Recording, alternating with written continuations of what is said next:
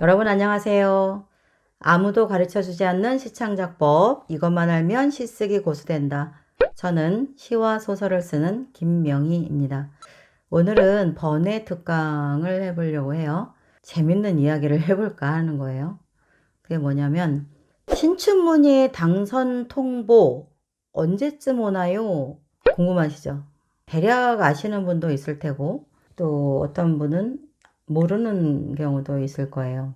이거는 뭐 날짜를 콕 집어서 선을 딱 그어서 여기서부터 여기까지입니다 이렇게 얘기할 수는 없지만 대개 통보를 받는 경우를 보면 어느 정도는 좀 나뉘어져서 중앙지는 12월 뭐 3일, 5일 뭐 해서 9일, 10일 정도면 중앙지, 준중앙지는 마감이죠. 그때부터는 심사가 들어가죠. 그래서 중앙지 같은 경우는 또는 준중앙지 같은 경우는 대개가 빠른 경우는 18, 19일부터 당선자에게 미리 전화가 갑니다. 전화를 하고 1월 1일까지는 본인만 알고 계십시오. 누구한테도 얘기하시지 마세요. 이런 얘기도 하는 경우도 있어요. 그러니까 본인만 아는데 가까운 분들은 이제 이건 비밀인데 나 전화 왔어 이런 얘기는 하기도 하죠. 그래서 빠르면 18, 19일부터 시작해서 가장 연락이 많이 갈 때가 23, 4, 5예요. 근데 23일과 24일에 거의 다 가요. 왜 23일과 24일에 거의 다 가느냐면 이건 정확한 건 아니지만 23일은 신문사들이 사실상 24일 같은 경우는 오전 근무하는 데도 있고 또는 뭐 외근 출장 갔다가 바로 그냥 24일 오후부터 크리스마스 이브니까 온전히 하루 근무를 안 하는 신문사도 있는 것 같더라고요. 그러니까 그분들이 신춘문예 당선자의 당선 통보까지는 23일 본 근무가 충실한 기간에 할 업무들을 다 마치는 거죠. 그러다 보니까 23일에 많이 가요. 그 다음에 24일에 또 많이 가는데 대개가 18, 19일에 한 10%, 20%?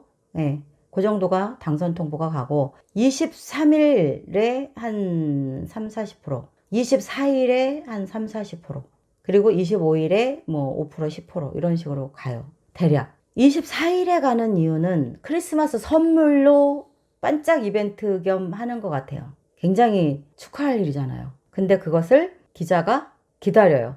기다렸다가 24일에 오전이나 오후에 전화를 하는 그런 센스 있는 기자들도 있어요. 예. 그래서 크리스마스 선물을 받은 것 같이 너무 기쁜 거죠. 그리고 어떤 경우는 덜어 25일에 하는 경우도 있어요. 그러면 그 문학 담당 기자들이 뭐 출근해서 하느냐 그건 아니고 데이터는 다 뽑고 결정은 다 났고 이걸 이제 담당 기자가 언제 해줄까 전화를 했을 때 이왕이면 좀 더 뜸들였다가 크리스마스 선물로 24일이나 5일에 하는 경우가 있죠. 24일이 많죠. 25일도 어쩌다 있어요. 저 같은 경우는 한라일보가 26일에 왔어요. 그래서 25일까지 연락이 안 오길래 벌써 주변에 동료들 뭐 몇 사람이 벌써 전화 받고 뭐 아주 파티하고 난리도 아닌데 저는 연락이 안 오는 거예요. 25일까지. 그래서 이번에도 또 틀렸나 보다 그랬어요. 근데 26일에 오후 3시쯤 그때는 뭐 여러분 아실 거예요. 전화 오기만 해도 낯선 전화 다 받죠. 예? 어느 신문사일까 해서 혹시 모르니까. 평소에는 뭐 스팸 전화 같아서 안 받다가 그때는 막 다 받아요. 또 우리가 그러죠. 다 받아 빨리. 어떤 전화인지 모르니까 받아 그랬거든요. 그러니까 그때 당시 그 시간대면 전화기를 막 볼륨을 다들 막 높여놓는단 말이에요. 어떤 세미나 회의하다가도 전화 이상한 전화 어디서 낯선 전화 오면 막 나와서 몰래 받죠. 그런 경우가 있어요. 어떤 경우는 전화 못 받으면 문자가 미리 와 있죠. 축하드립니다. 어디 신문사인데 당선되셨습니다. 전화 좀 주십시오. 이렇게 오기도 하고 그렇게 합니다. 그래서 대개가 26일이면 지방지도, 25, 26이면 지방지도 다 연락이 가기 시작을 해요. 지방지는 빠르면 22, 3일부터 막 연락이 가기 시작합니다. 그런데 제가 보니까 어떤 경우가 있냐면 여러분이 끝까지 기다려야 될 이유가 예를 들어서 여러분이 12월 뭐 15일, 19일에 응모 마감인 신문사를 냈다. 그러면 27, 8일까지 기다려 보셔도 돼요. 제가 직접 본 경우 어떤 경우는 28일에 연락이 오는 신문사도 있어요. 28일이면 여러분이 아마 당선 통보 기다리다가 거의 녹초가 될 진이 다 빠지고 포기할 때죠. 26일 지나면 거의 뭐 이제 확률은 없어져요. 네. 근데 늦게 응모 마감인 곳들은 28일까지도 연락이 가더라. 그러니까 여러분이 올해 신문사를 어디 보내느냐에 따라서 마지막에 늦게까지 하는 응모 마감인 신문사도 했다면, 예를 들어서 뭐 D로 시작하는 신문이라던가, 그죠? J로 시작하는 신문사라던가, 최근에 그런 새로운 곳도 또 생겼죠. 늦게 하는 곳을 기준으로 감안하면 28일까지도 간다. 당선 전화가. 아시겠죠? 그거 감안하셔서 올해는 너무 빨리 실망하지 마시고 28일까지는 짜릿하게 기다리시면 됩니다. 다음 시간에는 더 재밌는 이야기를 해볼게요. 이거는 제가 사실은 책을 내려고 했던 거예요. 아마 언젠가 책이 나가지 않을까 싶은데, 여러분이 제 프로필을 아마 눈여겨보셨다면 어느 정도 아실 수도 있어요. 제 프로필은 그 유튜브 소울문학 채널 안에 상세 정보 보기 보면 하단에 이렇게 있어요. 제 프로필이. 다음 수업에는 제가 여러분과 이야기하고 싶은 거는 이야기예요. 꿈 이야기. 근데 그냥 꿈 이야기가 아니고, 여러분이 문학을 하고 공모전을 늘 하기 때문에 관심이 있을 거예요. 어떤 경우는 제가 이런 거는 좀 우리 문학 후배들에게 좀 얘기 좀 해줘야 되겠다. 그게 있어요. 뭐냐면, 여러분이 어떤 공모전을 내면 도대체 내가 이거 당선이 될 거야, 안 될 거야. 기다리긴 기다리는데 매번 기다리다가 실망하고, 기다리다 실망하고, 이걸 언제까지 하나, 그럴 때 있죠. 다 그렇진 않을 수 있어요. 그러나 대개가 당선이 되거나 문학상을, 특히 큰 상, 대상, 뭐 최우수 이런 상을 탈 때는 꿈을 많이 꿔요. 미신이라고 보지 말아 주셨으면 좋겠어요. 왜냐? 그럼 기독교에서는 꿈 안 꾸나요? 그건 아니잖아요. 성경에 나오는 인물 중에 꿈의 은사가 있는 인물도 있었어요. 하나님이 꿈의 은사를 주고 예지몽을 주고 꿈을 통해 하나님과 조우하고 그런 경우 있잖아요. 그러니까 반드시 꿈에 의지한다, 미신이다, 아니에요. 특히 문학상을 제가 경험했을 때 몇 가지 꿈을 꿨는데 그 꿈에 따라서 정말 상이 왔어요. 이건 어떻게 이야기할 거예요, 그럼? 미신이에요, 이것도? 그럼 미신이다 생각하고 재밌게 한번 들어보세요. 제가 몇 가지 그동안 상을 탈 때 굉장히 다양한 꿈을 꾸고, 아주 이건 과학적으로 증명할 수 없지만 너무 놀랍게 딱딱 들어맞는 꿈을 꾸었습니다. 올해 여러분이 어떤 공모전에서 상을 타실 분들, 응모를 해 놓으셨다면, 상을 타실 분들이라면 아마 제가 이야기하는 그 꿈들과 유사하거나 그런 또 다른 개념의 어떤 아주 각별한 꿈을 꿀 확률이 높다는 거죠. 그러니까 여러분이 다음 제 영상에서 제가 과거에 이런 꿈을 꾸고 이상을 탔습니다. 이런 꿈을 꾸고 이상을 탔어요. 이 경험담을 제가 한번 들려줘 볼게요. 재밌겠죠? 어차피 뭐 이맘때면 시도 안 써져요. 그죠? 공모전 내고 뭐 무슨 시가 써져요. 이제부터는 막 발표 기다릴 참인데 달력만 막 보고, 핸드폰 내가 못 받은 전화 없나 막 이럴 때잖아요. 그죠? 그러니까 다음 시간에는 한번 저랑 꿈 이야기를 하면서 재밌게 놀아보자고요. 찬성이죠? 저도 찬성입니다. 놀 때도 있어야죠. 그러나 그냥 노는 게 아니에요. 정말 신기한 게 많아요. 타인의 당선을 앞두고 꾼 꿈 이야기도 제가 들은 것도 다음 시간에 한번 이야기를 해볼게요. 전설 따라 삼천리처럼 전설의 고향 같은 신기한 일들이 많아요. 그러면 저는 다음 시간에 재밌는 꿈 이야기 갖고 다시 올게요. 여러분 들어주셔서 감사하고요. 광고도 좀 많이 봐주시고 좋아요, 구독 많이 눌러주세요. 제가 이런 얘기 잘 안 하죠?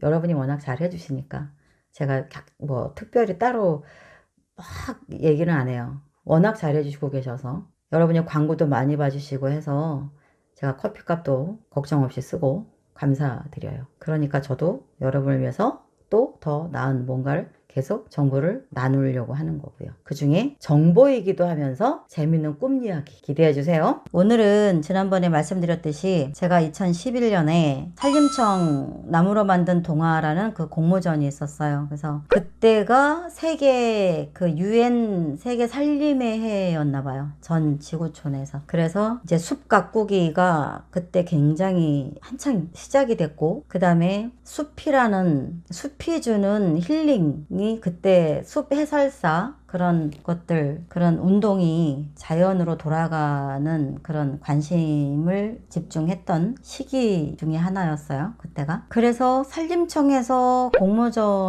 동화 공모전을 한다는 것을 제가 이제 그 공모 소식을 보고, 저는 고향이 산촌이에요. 아주 첩첩산중 산촌인데 아마 여러분들이 가보셨을지도 모르겠어요. 석산리라고 용천계곡 소리산이라고 아시는 분 아실지 모르겠네. 그 단월면 석산리, 거기에 소리산도 있고요. 그 계곡 해서 굉장히 청정지역이죠. 지금도. 얼마나 깡촌이냐면 제가 7살 때인가 8살 때인가 7살 때 전기가 들어왔어요. 그래서 그때 촛불 켜고 등잔불 켜다가 전기가 들어왔던 그 날의 그 쇼크를 저는 지금도 기억을 생생하게 하고 있거든요. 순간에 저녁에 온 천지가 대낮처럼 밝아지는, 거의 빅뱅에 가까운 제 인생의 빅뱅, 제가 경험한 천지개벽, 그때 경험했죠. 지금도 거기는 가재도 있고. 그래서 산림청에서 하는 동화 공모전이기에 꼭 써봐야 되겠다, 저의 어떤 그 경험을 살려서. 지금도 제가 산에 가면 웬만한 뭐 약초, 나물, 산나물, 뭐 버섯, 뭐 동물, 꽃 이런 거를 많이 아는 편이거든요. 워낙 시골에 살아서. 그래서 꼭 하고 싶었어요, 공모전을. 그래서 준비해야 되겠다. 그리고 어떻게 써야지, 그 콘티는 짜놨는데 그때 당시에 제가 남편 사무실이 좀 바쁘다고 해서 격리일 같은 거를 한동안 하고 있었거든요. 근데 제가 그런 경험이 없으니까 도와주려는 마음만 갖고 가긴 했는데, 사무실을 나가긴 했는데, 그때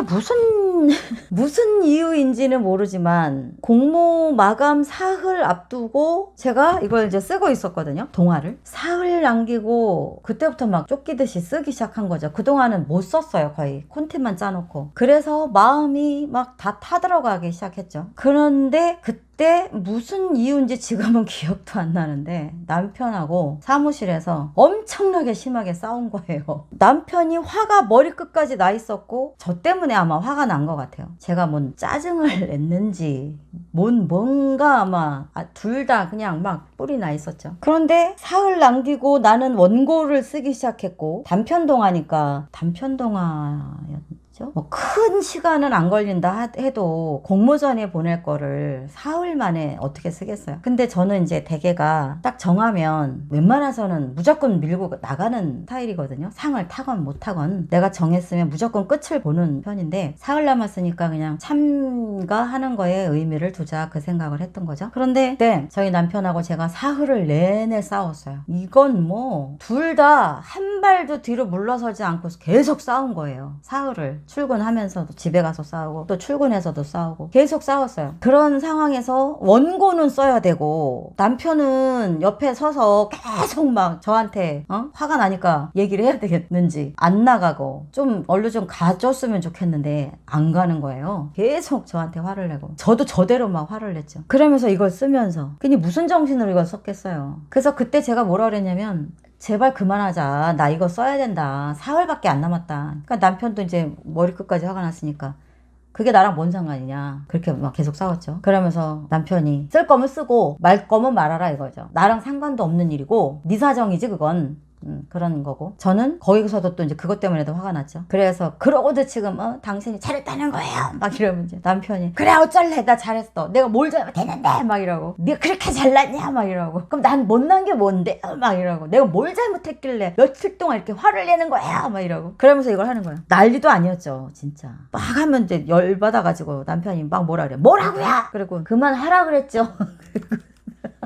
그러면서 가만히 있자. 내가 어디까지 썼지? 좀 그만하라고, 집중 안 되잖아. 그러니까 내가 그게 무슨 상관이냐고 나랑. 그럼 나한테 왜 짜증을 냈냐고, 내가 뭘 잘못했길래 짜증을 내냐고 막 화를 내는 거예요. 이제 남편이 화가 많이 났죠. 아마 제가 잘못했을 것 같아요, 그때 당시에. 근데 저는 이제 잘못한 건 잘못한 거고 조금 적당히 좀 하면 좋은데, 난 이거 사흘 안에 마감을 빨리 보내야 되는데, 그때는 하여튼 남편이 그렇게 화가 났을 수가 없어요. 그런 상태에서 계속 말다툼하면서 가만히 있잖아. 내가 지금 어디까지 했더라? 미르가, 그렇지, 여기서부터 미르가 황소 장군이를 고삿길로 마을로 내리막길로 내려가다가 여러 가지 꽃들도 보고, 그 꽃 엄마가 살아생전에 좋아했던 그 꽃을 보면서 엄마, 하늘로 간 엄마를 떠올리고, 그 대목이구나. 그러면서 다시 또 막 위에서부터 스토리 다시 맞춰가고. 근데 계속 남편은 여기서 계속 안 가고 계속 저한테 뭐라 그래요. 저도 또 이제 막 뭐라 그러고, 그만하라 그랬죠 그러면서. 그때 미르는 그만하라 그랬잖아요, 제발 그만해요, 이걸 하는 거예요. 어떻게 해서든 그런데 결국은 이제 끝냈어요. 보냈어요. 보내면서도 기분도 너무 안 좋았죠. 정말 너무한다. 내가 뭘 잘못한 것 같긴 한데, 그때 아마 제가 뭔가 남편이 자상하게 가르쳐 줬는데 제가 막 짜증을 냈나 봐요.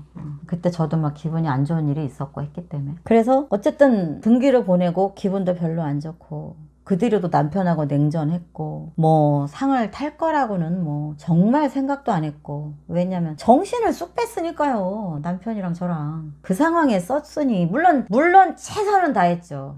이틀 밤을 제가 새다시피 하면서 이 정도면 됐어가 되지 않으면 어떻게 보내요. 최선을 다해서 보내긴 했죠. 그랬는데 거의 이제 저는 잊어버렸어요. 근데 한 2주인가 20일인가 있다간가 전화가 왔어요. 모르는 전화예요. 그 세종시 거기 지역 번호가 이렇게 떴어요. 이 번호가 나한테 전화 올 일이 없는데 안 받을까 하다가 받았어요. 여보세요 했더니 산림청이라고, 그러면서 동화 내셨죠? 그래서 이해했더니 축하드린다고.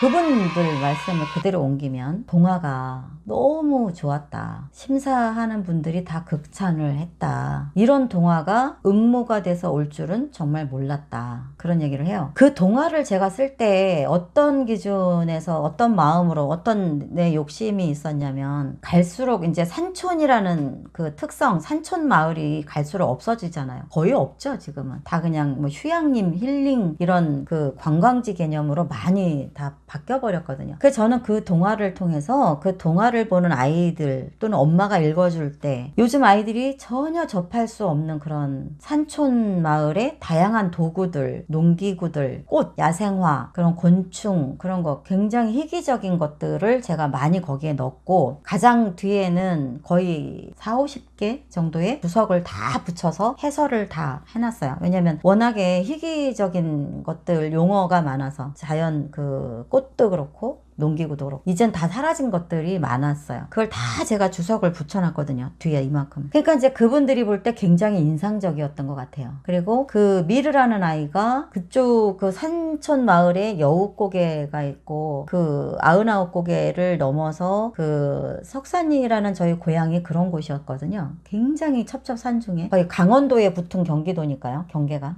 그 저희 문화나 풍습이나 언어가 다 강원도 쪽에 붙어서 같이 통용되던 때였거든요. 말이 경기도지 강원도에 붙어 있었어요, 가까이. 그래서 남편하고 그 난리를 치고 그 아주 6.25 전쟁 같은 부부싸움을 하면서 그래도 거기에 굉장한 애착을 갖고 제가 집중해서 썼거든요. 그런데 그분들이 하시는 얘기가, 원래 그 공모전이 최우수, 우수, 장려 이렇게 정했었다는 거예요. 그런데 제가 대상이 됐어요. 그래서 어떻게 된 건가 했더니 그분들이 설명을 해주시더라고요. 시상식장 갔는데 시상식 마치고 이제 만찬을 했어요. 근데 그때 그 담당하시는 분이 정부청사에 계신 분인데, 그분도 이제 같이 심사를 했대요. 그러면서 너무나 동화가 너무나 좋다, 정말 이런 동화를 만날 줄 몰랐다, 그래서 그 동화를 최우수로 주기에는 너무 아깝고 미안했다, 그래서 회의를 했고 대상을 만들었다. 그래서 제가 이제 대상이 되고, 또 젊은 두 분이, 한 분이 최우수, 우수, 장려, 이제 그 몇 분이 이렇게 이제 수상을 하게 됐어요. 그래서 그때 제가 그 상을 타면서 느낀 게 뭐냐면, 이걸 제가 여러분에게 팁을 드리려고 이 영상을 지금 찍는 거거든요. 그때 제가 머리 띵 하고 온 게 뭐냐면,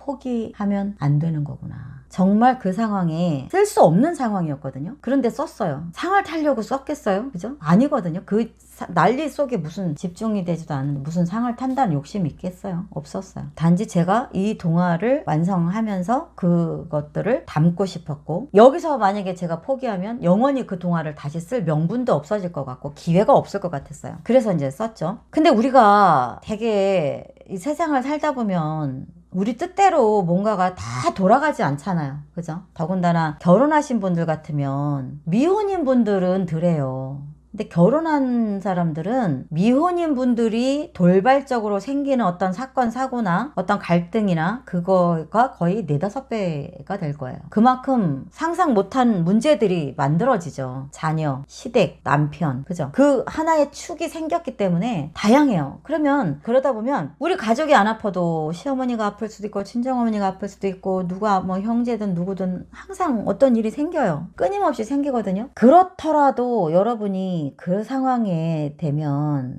에이 뭔가 하려고 그랬다가 안 따라주는 거죠. 주변이, 환경이 안 도와주는 경우가 많아요. 거의 다라고 봐야 돼요. 그런 장애가 있을 때 우리가 몰라, 공모전 이거 뭐, 아유 내가 무슨 공모전을 해, 아유 몰라 올해 못하면 내년에 하든가 뭐, 아유 말어, 이런 거를 하지 마시라는 거예요. 제가 꼭 이야기를 하고 싶었어요. 그전에도 제가 포기하지 마세요, 포기하지 마세요, 포기하지 않는 이상은 됩니다, 그 얘기를 자주 드렸지만, 제가 이번에 이때 그 산골친구 미르라는 동화로 대상을 탈 때 정말 그것을 강하게 배웠어요. 그래서 어떤 경우도 포기는 하지 마라. 일단은 끝까지 끝장을 보고 피니시 테이프 마지막 딱 끊고 나머지는 이제 하늘에 맡기는 거죠. 인간이 할 수 있는 최선을 다하고 진인사 대천명. 떨어져도 미련 없어요. 왜? 난 최선을 다했으니까. 내가 최선을 덜 했다면 떨어지면 속상하죠. 아 내가 그때 좀 더 잘했어야 되는데, 그러죠. 근데 저는 미련이 없어요. 최선을 다했다. 지금 다시 쓴다 해도 그 이상은 못 쓴다. 그 생각 될 만큼 이제 써서 보낸 거죠. 정신은 다 나가고. 그래서 그때 앞으로도 항상 나 자신과 약속한 것은 끝까지 해야 되겠구나, 반드시 끝을 맺어야 되겠구나, 그걸 제가 그때 느낀 거예요. 상보다도 더 큰 걸 느낀 거죠. 저는 그때 정말 크게 느꼈어요. 그래서 그 뒤로는 저는 제가 한번 딱 정하면, 물론 그 전부터도 그랬지만 정하면 절대 멈추질 않아요. 차라리 잠을 덜 자든 뭘 하든, 우환이 있으면 우환 있는 그대로, 뭐 어떤 일이 있으면 있는 그대로, 그건 그거고 내가 정한 건 마친다, 이 생각을 갖고 있거든요. 내가 나 자신과 약속한 것은 반드시 지키자. 그러면 전혀 생각 못했던, 여러분이 생각 못했던, 기대하지 않았던 다양한 뜻밖의 행운이 오더라고요. 와요. 한번 해보세요. 최선을 다해보세요. 포기하면 안 돼요. 조금만 장애가 있으면 우리가 하다 마는데 그거 안 되거든요. 정말. 제가 그때도 느꼈어요. 이 그 동화 공모전 때. 내년 한 해도 여러분들이 여러분과 스스로와 만드는 약속은 어떠한 일이 있어도, 집에 초상이 들어와도 반드시 하세요. 포기하지 말고. 잠깐 했다가 뭔가 요만한 장애 있으면 아유 안 되겠다 이번엔, 절대 그러지 마시라는 거예요. 제가 이 말씀을 한 번 더 드리고 싶었어요. 반드시 끝까지 최선을 다하시기 바랍니다. 여러분 안녕하세요. 시와 소설을 쓰는 김명희입니다. 여러분이 시를 쓰시다 보면 답답하고 누군가 좀 내 시를 속 시원히 좀 훑어주고 다 점검을 좀 해줬으면 속이 시원할 것 같다, 그런 생각하시는 경우가 종종 있을 거예요. 댓글도 보면 그런 경우가 적지 않아요. 감사하다, 좋은 영상 잘 보고 있다는 댓글도 많고, 한편으로는 제 영상으로 인해서 굉장히 시에 대해서 새롭게 알게 됐다, 자신감이 생겼다, 그런 분도 있고, 어떤 분은 아 내가 지금 잘 쓰고 있는 건가요? 궁금하고 답답할 때가 있어요, 이런 분도 있습니다. 그래서 상반기 하반기 여러분과 총평을 즉석에서 생방송을 한번 가져가 볼까 하고요.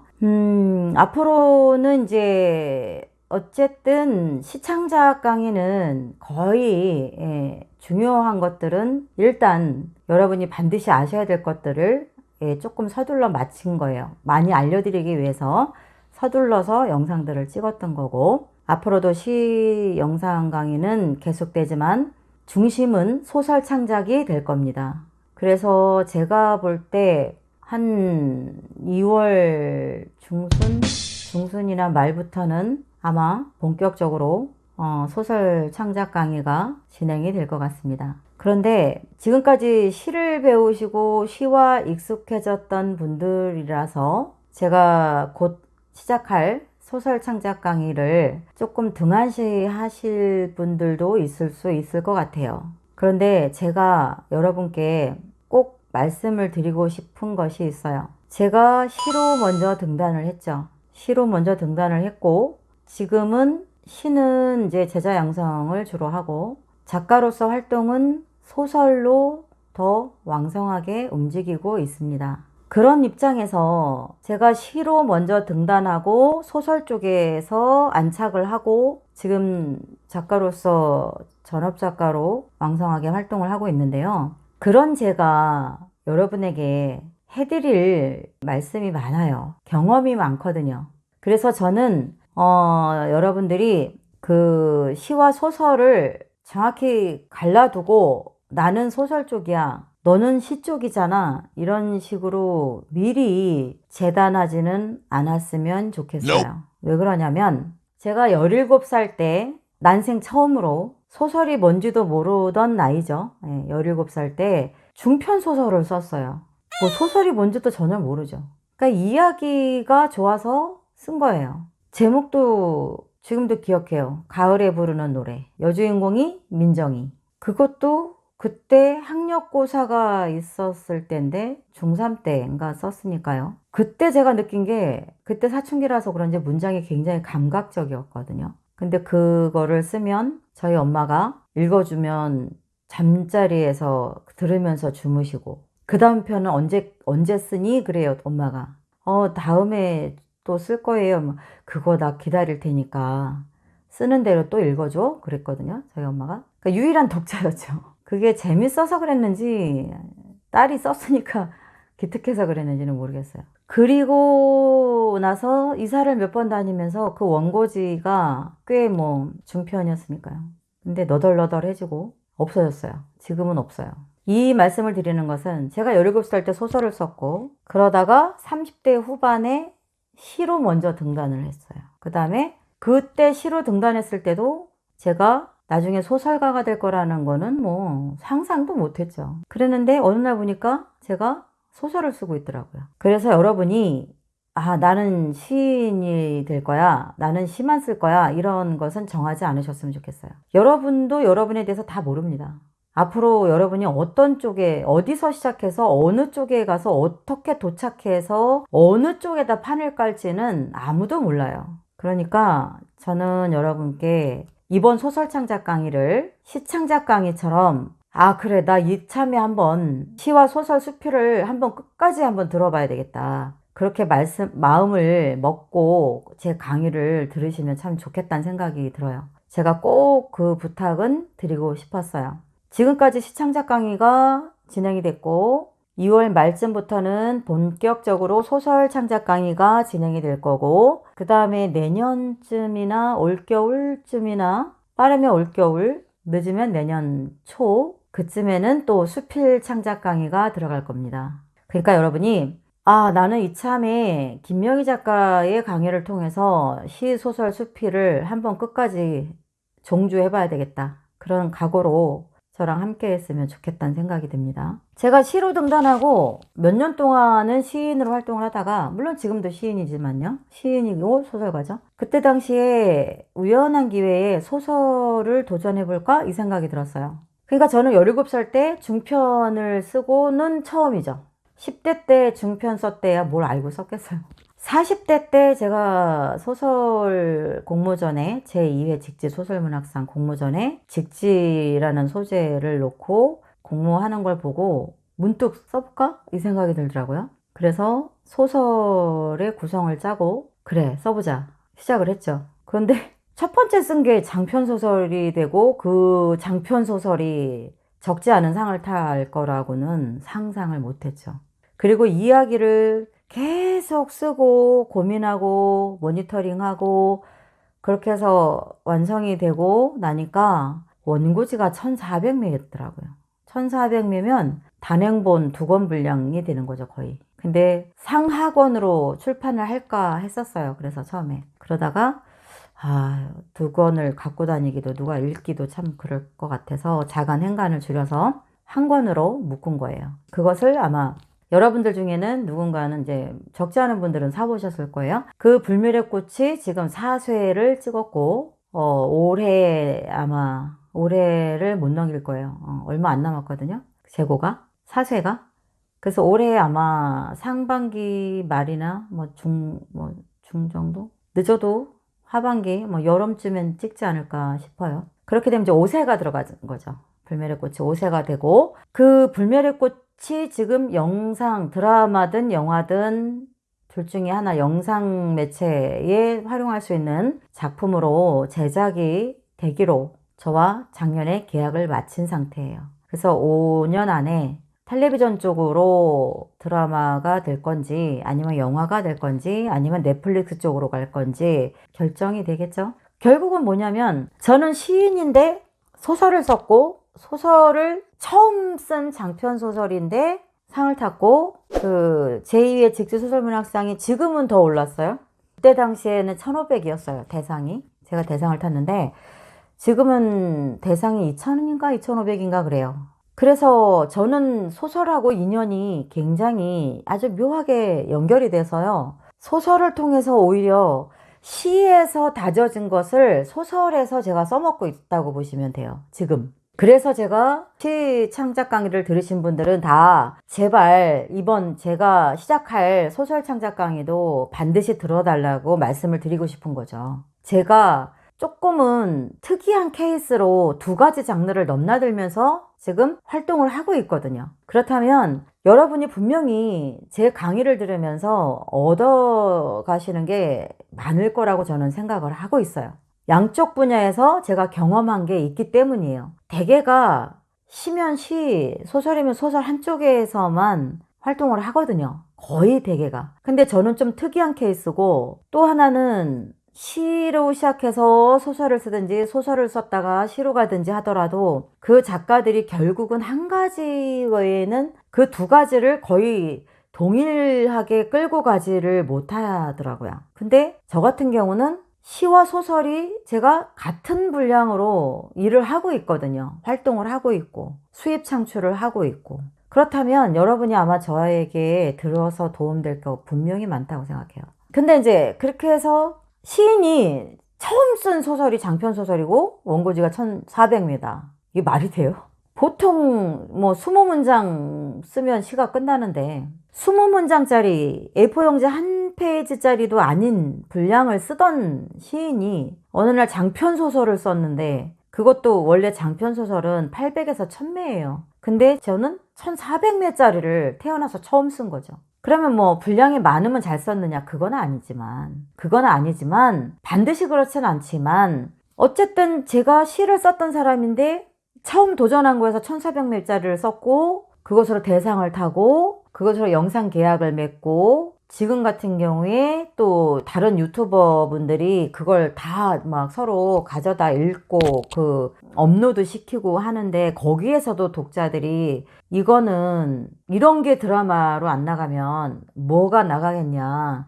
제2의 허준, 제2의 대장금을 능가할 그런 대작이다. 이런 불멸의 꽃 이런 책은 빨리 전 국민이 볼 수 있도록 드라마가 돼야 된다. 이런 의견을 많이 주셔요. 그러면 아주 형편없는 작품은 아니라는 얘기죠. 그러면 저는 그걸 어떻게 썼을까요? 미스테리죠. 근데 미스테리가 아닌 거죠. 제가 경험해 보니까 결국 시와 소설은 따로 있는 게 아니라는 생각이 들더라고요. 결국은 한 몸이더라. 왜냐면 시는 그 20장, 20줄, 20행간, 장시면 30행 정도? 거기에 소설 한 권 분량이 다 들어가 있어요. 그 서사가. 그러니까 굉장히 고농축이죠. 결국은 뭐냐면 그 한 편에 굉장히 압축되어 있는 결국 시에서 한 문장이 소설에서 거의 한 챕터라고 보시면 되죠. 보통 장편 소설이 챕터가 20챕터, 25챕터 왔다 갔다 하거든요. 그러니까 결국은 시의 한 줄은 소설의 한 챕터라고 똑같은 거예요. 에너지나 울림이나 파워가. 고농축인 거고 소설은 고농축을 풀어준 거죠. 한 몸이에요, 결국엔. 여러분이 근데 그걸 모르다 보니까 아, 나는 소설 쪽인가 봐. 아, 나는 시 쪽인가 봐. 이렇게 스스로들이 재단을 해버리는 거지. 사실은 같아요. 그런데 제가 경험해보면 시를 먼저 배운 사람이 소설을 먼저 배우고 시를 배우는 사람보다 시를 먼저 배우고 소설 쪽으로 간 사람이 훨씬 더 성장이 빠르다는 거예요. 이런 거는 여러분이 어디서 듣지 못할 겁니다. 제가 경험해서 이야기를 할 수 있는 거거든요.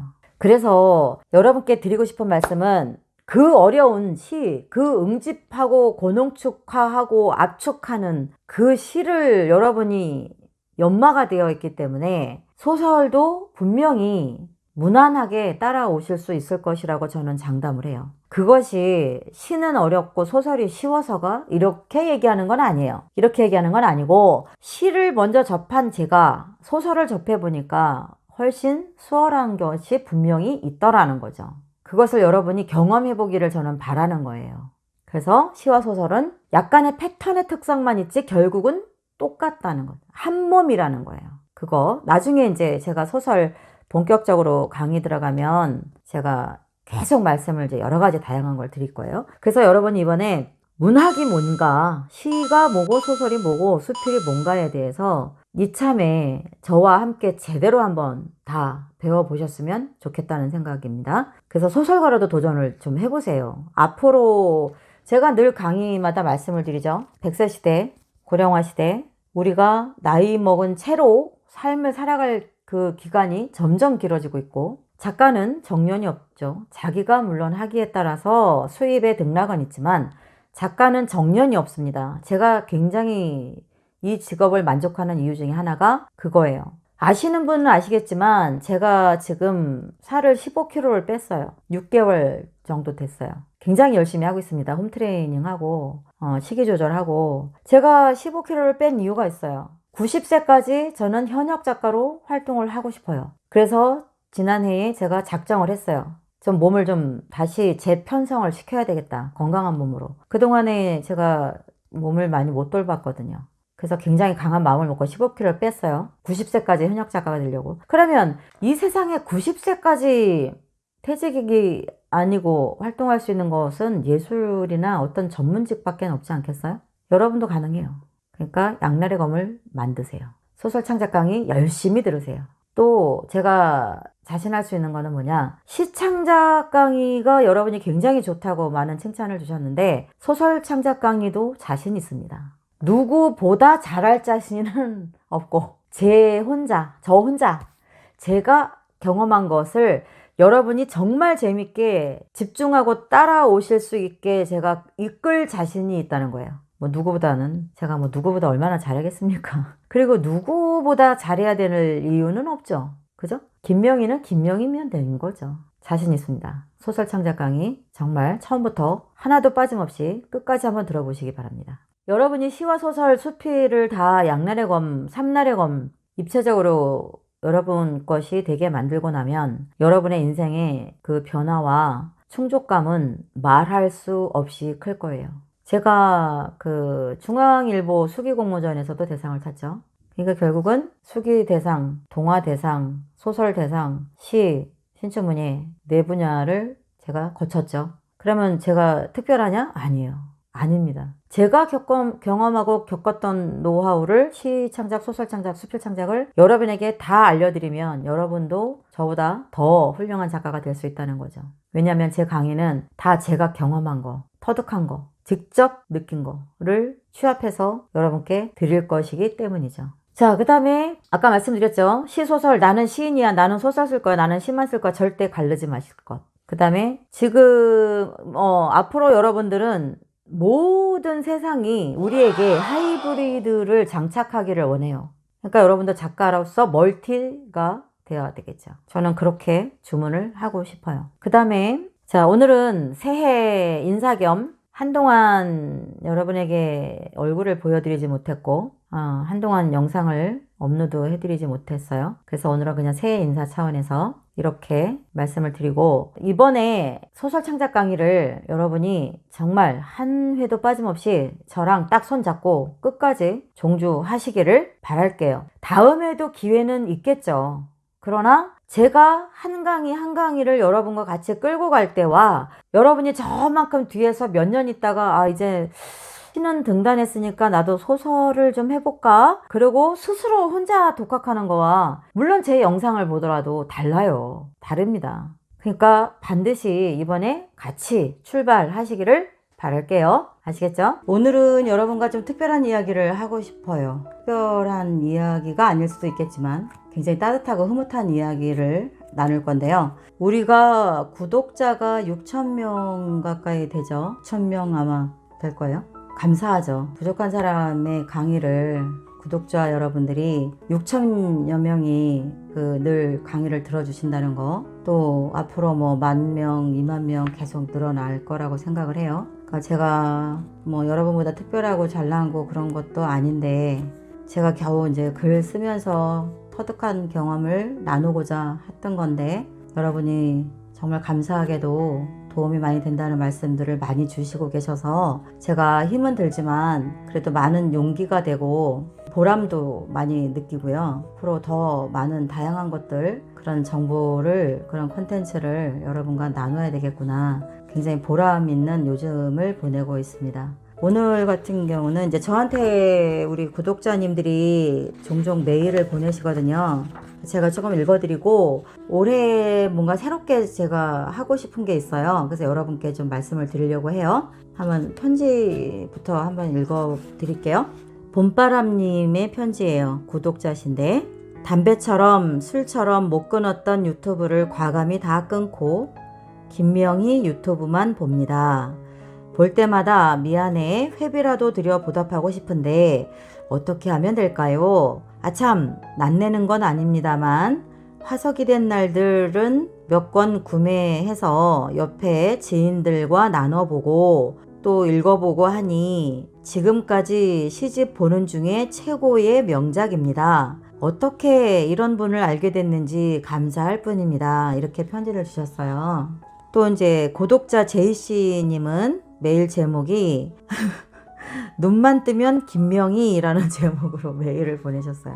이분의 이제 사연은 뭐냐면 시사, 유튜브, 뉴스, 소설 읽는 것 등을 다 끊었대요. 다 끊고 김명희만 듣네요. 눈만 뜨면 해종일 듣는 김명희 강의 때문에 지금까지 써놓은 시 다 버리게 됐네요. 여태 엉터리였으니 말이요. 사막의 오아시스를 구세주를 만난 듯 고맙게 생각합니다. 감사합니다. 쉼표, 물음표 등등 표나 기호, 점 같은 것들을 문장에 쓰는 법을 좀 알려주시면 감사하겠습니다. 이렇게 편지를 보내셨어요. 다음에 제가 물론 이제 이 제이씨님께는 간략하게 설명을 드렸고요. 다음에 제가 번외 특강으로 쉼표, 물음표 이런 문장 기호들을 어떻게 쓰는지 제가 기회되면 준비를 해볼게요. 또 어떤 분은 메일 제목이 새로 등장한 팬입니다.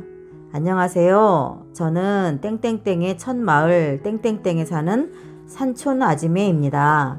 선생님 강의를 듣고 철벽을 치고 있는 교보문고를 들어가느라 거의 초죽음이 되었답니다. 겨우 선생님의 채에 화석이 된 날들을 주문하고 다음날 제 손에 들려졌습니다. 컴맹이입니다. 대단하시죠? 컴맹이신데 교보문고 들어가서 인터넷으로 주문을 하셨나봐요. 그러니 식은땀은 물론 코피까지 터진 거죠. 유튜브 댓글 다는 거 이제껏 해본 적 없습니다. 그것도 처음입니다. 이번이. 해보니 신천지더군요. 고맙고 기쁩니다. 항상 시공부에 갈증이 났지만 배울 곳을 찾지 못했습니다. 글그램을 배우려다 우연히 선생님의 채널을 알게 되었습니다. 알차고 머리에 쏙쏙 이해가 쉽습니다. 번외 강의도 무척 좋았습니다. 천리도 찾아갈 각오가 되어 있었는데 시간 제한 없이 틈틈이 공부할 수 있어 기쁩니다. 서론이 길었습니다.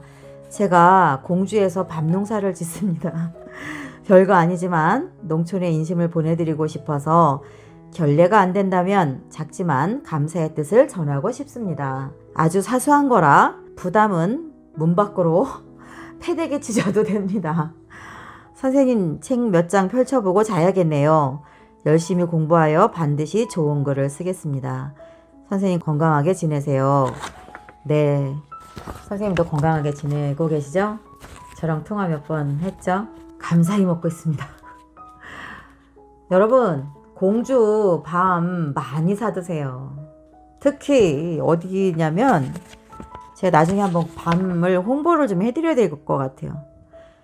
공주 중에서도 마곡사 쪽에 마곡사. 왜 제가 이 말씀을 드리냐면요. 우리 감사하게도 구독자님이 농사지신 밤을 보내주셨는데요. 정말 그냥 감사의 마음으로 보내주셨고 저도 정말 감사히 받아서 잘 먹고 있는데요. 이건 제가 말씀을 꼭 드려야 되겠다 생각된 게 뭐냐면 그동안에 제가 밤을 많이 먹어봤어요. 근데 대개가 밤이 산밤, 콩밤 같은 경우는 작아요. 작은데 굉장히 달거든요. 그래서 까먹기는 힘들지만 이 야생밤은 굉장히 인기가 좋죠. 어른들은 특히 좋아하시죠. 근데 우리 그 구독자님이 이번에 보내주신 공주 밤은요, 하나가요 이만해요. 하나가 이만한데 당도가 산밤하고 똑같아요. 더 놀라운 거는 호박고구마, 여러분 왜 그거 군고구마 하면 당도가 너무 높아서 꿀처럼 보글보글보글 그 물거품처럼 이렇게 솟아나잖아요. 불에 구면. 그리고 그게 어떻게 돼요? 물엿처럼 조천처럼 끈적끈적 하거든요. 그게 다 당도기 때문에. 밤이 그런 건 제가 이번에 처음 봤어요. 에어 프라이팬에 이 밑에 부분을 10십자 이렇게 칼집을 내서 한 20개를 걷거든요. 걷는데 피식피식 하면서 그 안에서 수분이 이렇게 뽀글뽀글뽀글 끓듯이 올라왔는데 그게 나중에 보니까 다 물엿이 돼버려요. 그 정도로 밤이 달아요. 저는 이렇게 단 밤을 진짜 처음 먹어봤어요. 그래서 이거는 여러분 제가 얼마나 맛있으면 그 밤 얘기를 하겠어요. 그죠? 마곡사 쪽에 공주 밤 가시면 꼭 사드셔보세요. 정말 맛있습니다. 알이 그렇게 굵은 밤 중에서는 이렇게 단밤을 먹어본 적이 없어요. 최고 달아요. 공주밤 파이팅. 마곡사 쪽의 밤 파이팅. 많이 팔아주세요. 굉장히 맛있습니다. 제가 품질 보증합니다. 이 외에도 어떤 분은 우리 소울문학 TV 강의를 왜 이제야 만났을까요? 댓글들에 많아요. 여러분 아마 보시면 어렵지 않게 볼 수 있어요. 몇 년만 일찍 알았더라면 아마 제 인생이 완전히 바뀌었을 겁니다. 이제라도 열심히 따라가 보렵니다. 요게 댓글 있고요. 또 어떤 거는 작가님의 강의를 이렇게 집에서 편안히 들어도 되는 건지 모르겠습니다. 이곳저곳 시창작 교실을 찾아서 시를 배워보려 안 다닌 곳이 없는데요. 제가 답답했던 것은 하나도 해소되지 않았어요. 그런데 세상에 맙소사 그동안 어디에서도 들을 수 없었던 바로 제가 가장 답답하고 배우고 싶었던 내용들이 우리 소울문학 TV 강의에 다 있었습니다. 정말 놀랐습니다. 어떻게 보답하면 될까요? 이런 고급진 강의를 무료로 우리가 들을 수 있다니 꿈만 같습니다. 부디 후원 계좌라도 꼭 만들어서 화면에 띄워주시길 간절히 부탁드립니다. 그리고 알차고 고퀄리티의 강의를 이렇게 무료로 퍼주시는 작가님 복 많이 받을 겁니다. 네, 복 많이 받겠습니다. 항상 열심히 배우며 따라가겠습니다. 건강하세요. 네, 구독자님도 건강하세요. 감사해요. 제 마음을 알아주셔서 눈물 날 것 같아요. 너무 감사하고요. 제가 더 예전에 보면 제주도에서도 시나 소설을 배우기 위해서 서울, 경기도 쪽을 왔다가 1박 2일씩 숙소 잡고 와서 배우고 가는 사람들도 많아요.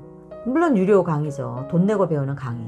그러니까 왕복 비행기 값까지 해서 왔다 갔다 하면서 그렇게 열심히 배워요. 근데 여러분은 집에서 편안히 들으세요. 그렇게 다니지 않으셔도 돼요. 제가 다 드릴 거니까. 그리고 이제 사실 작년 여름에 연락이 왔어요. 저희 소울문학 TV로.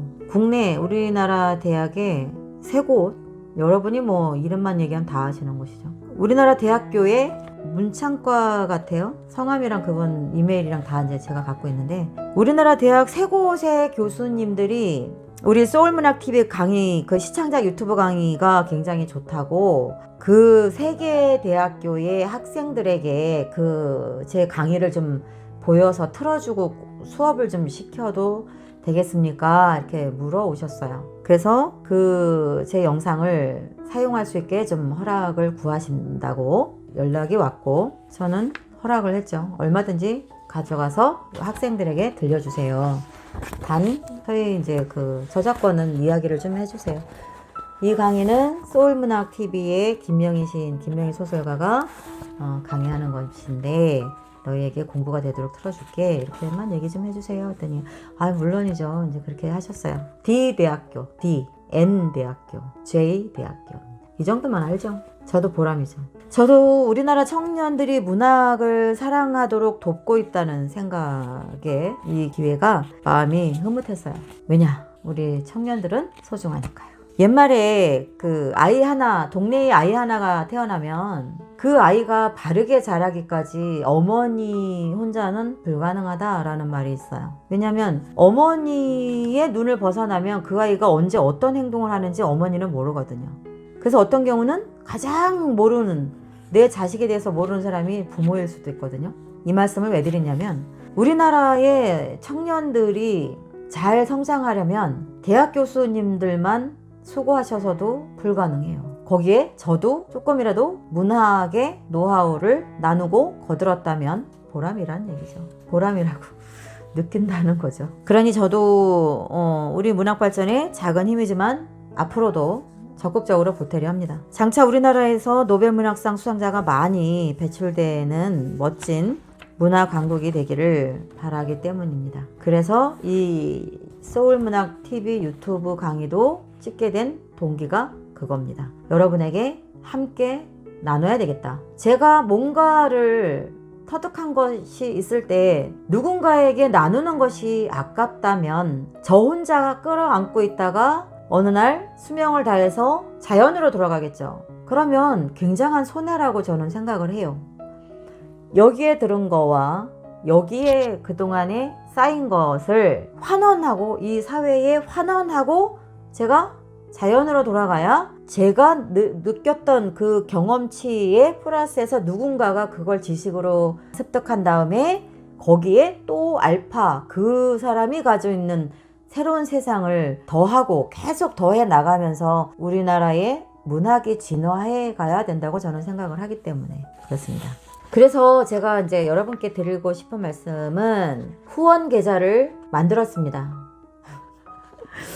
여러분한테 뭐 후원을 다 하세요 이거 강의 아니고요.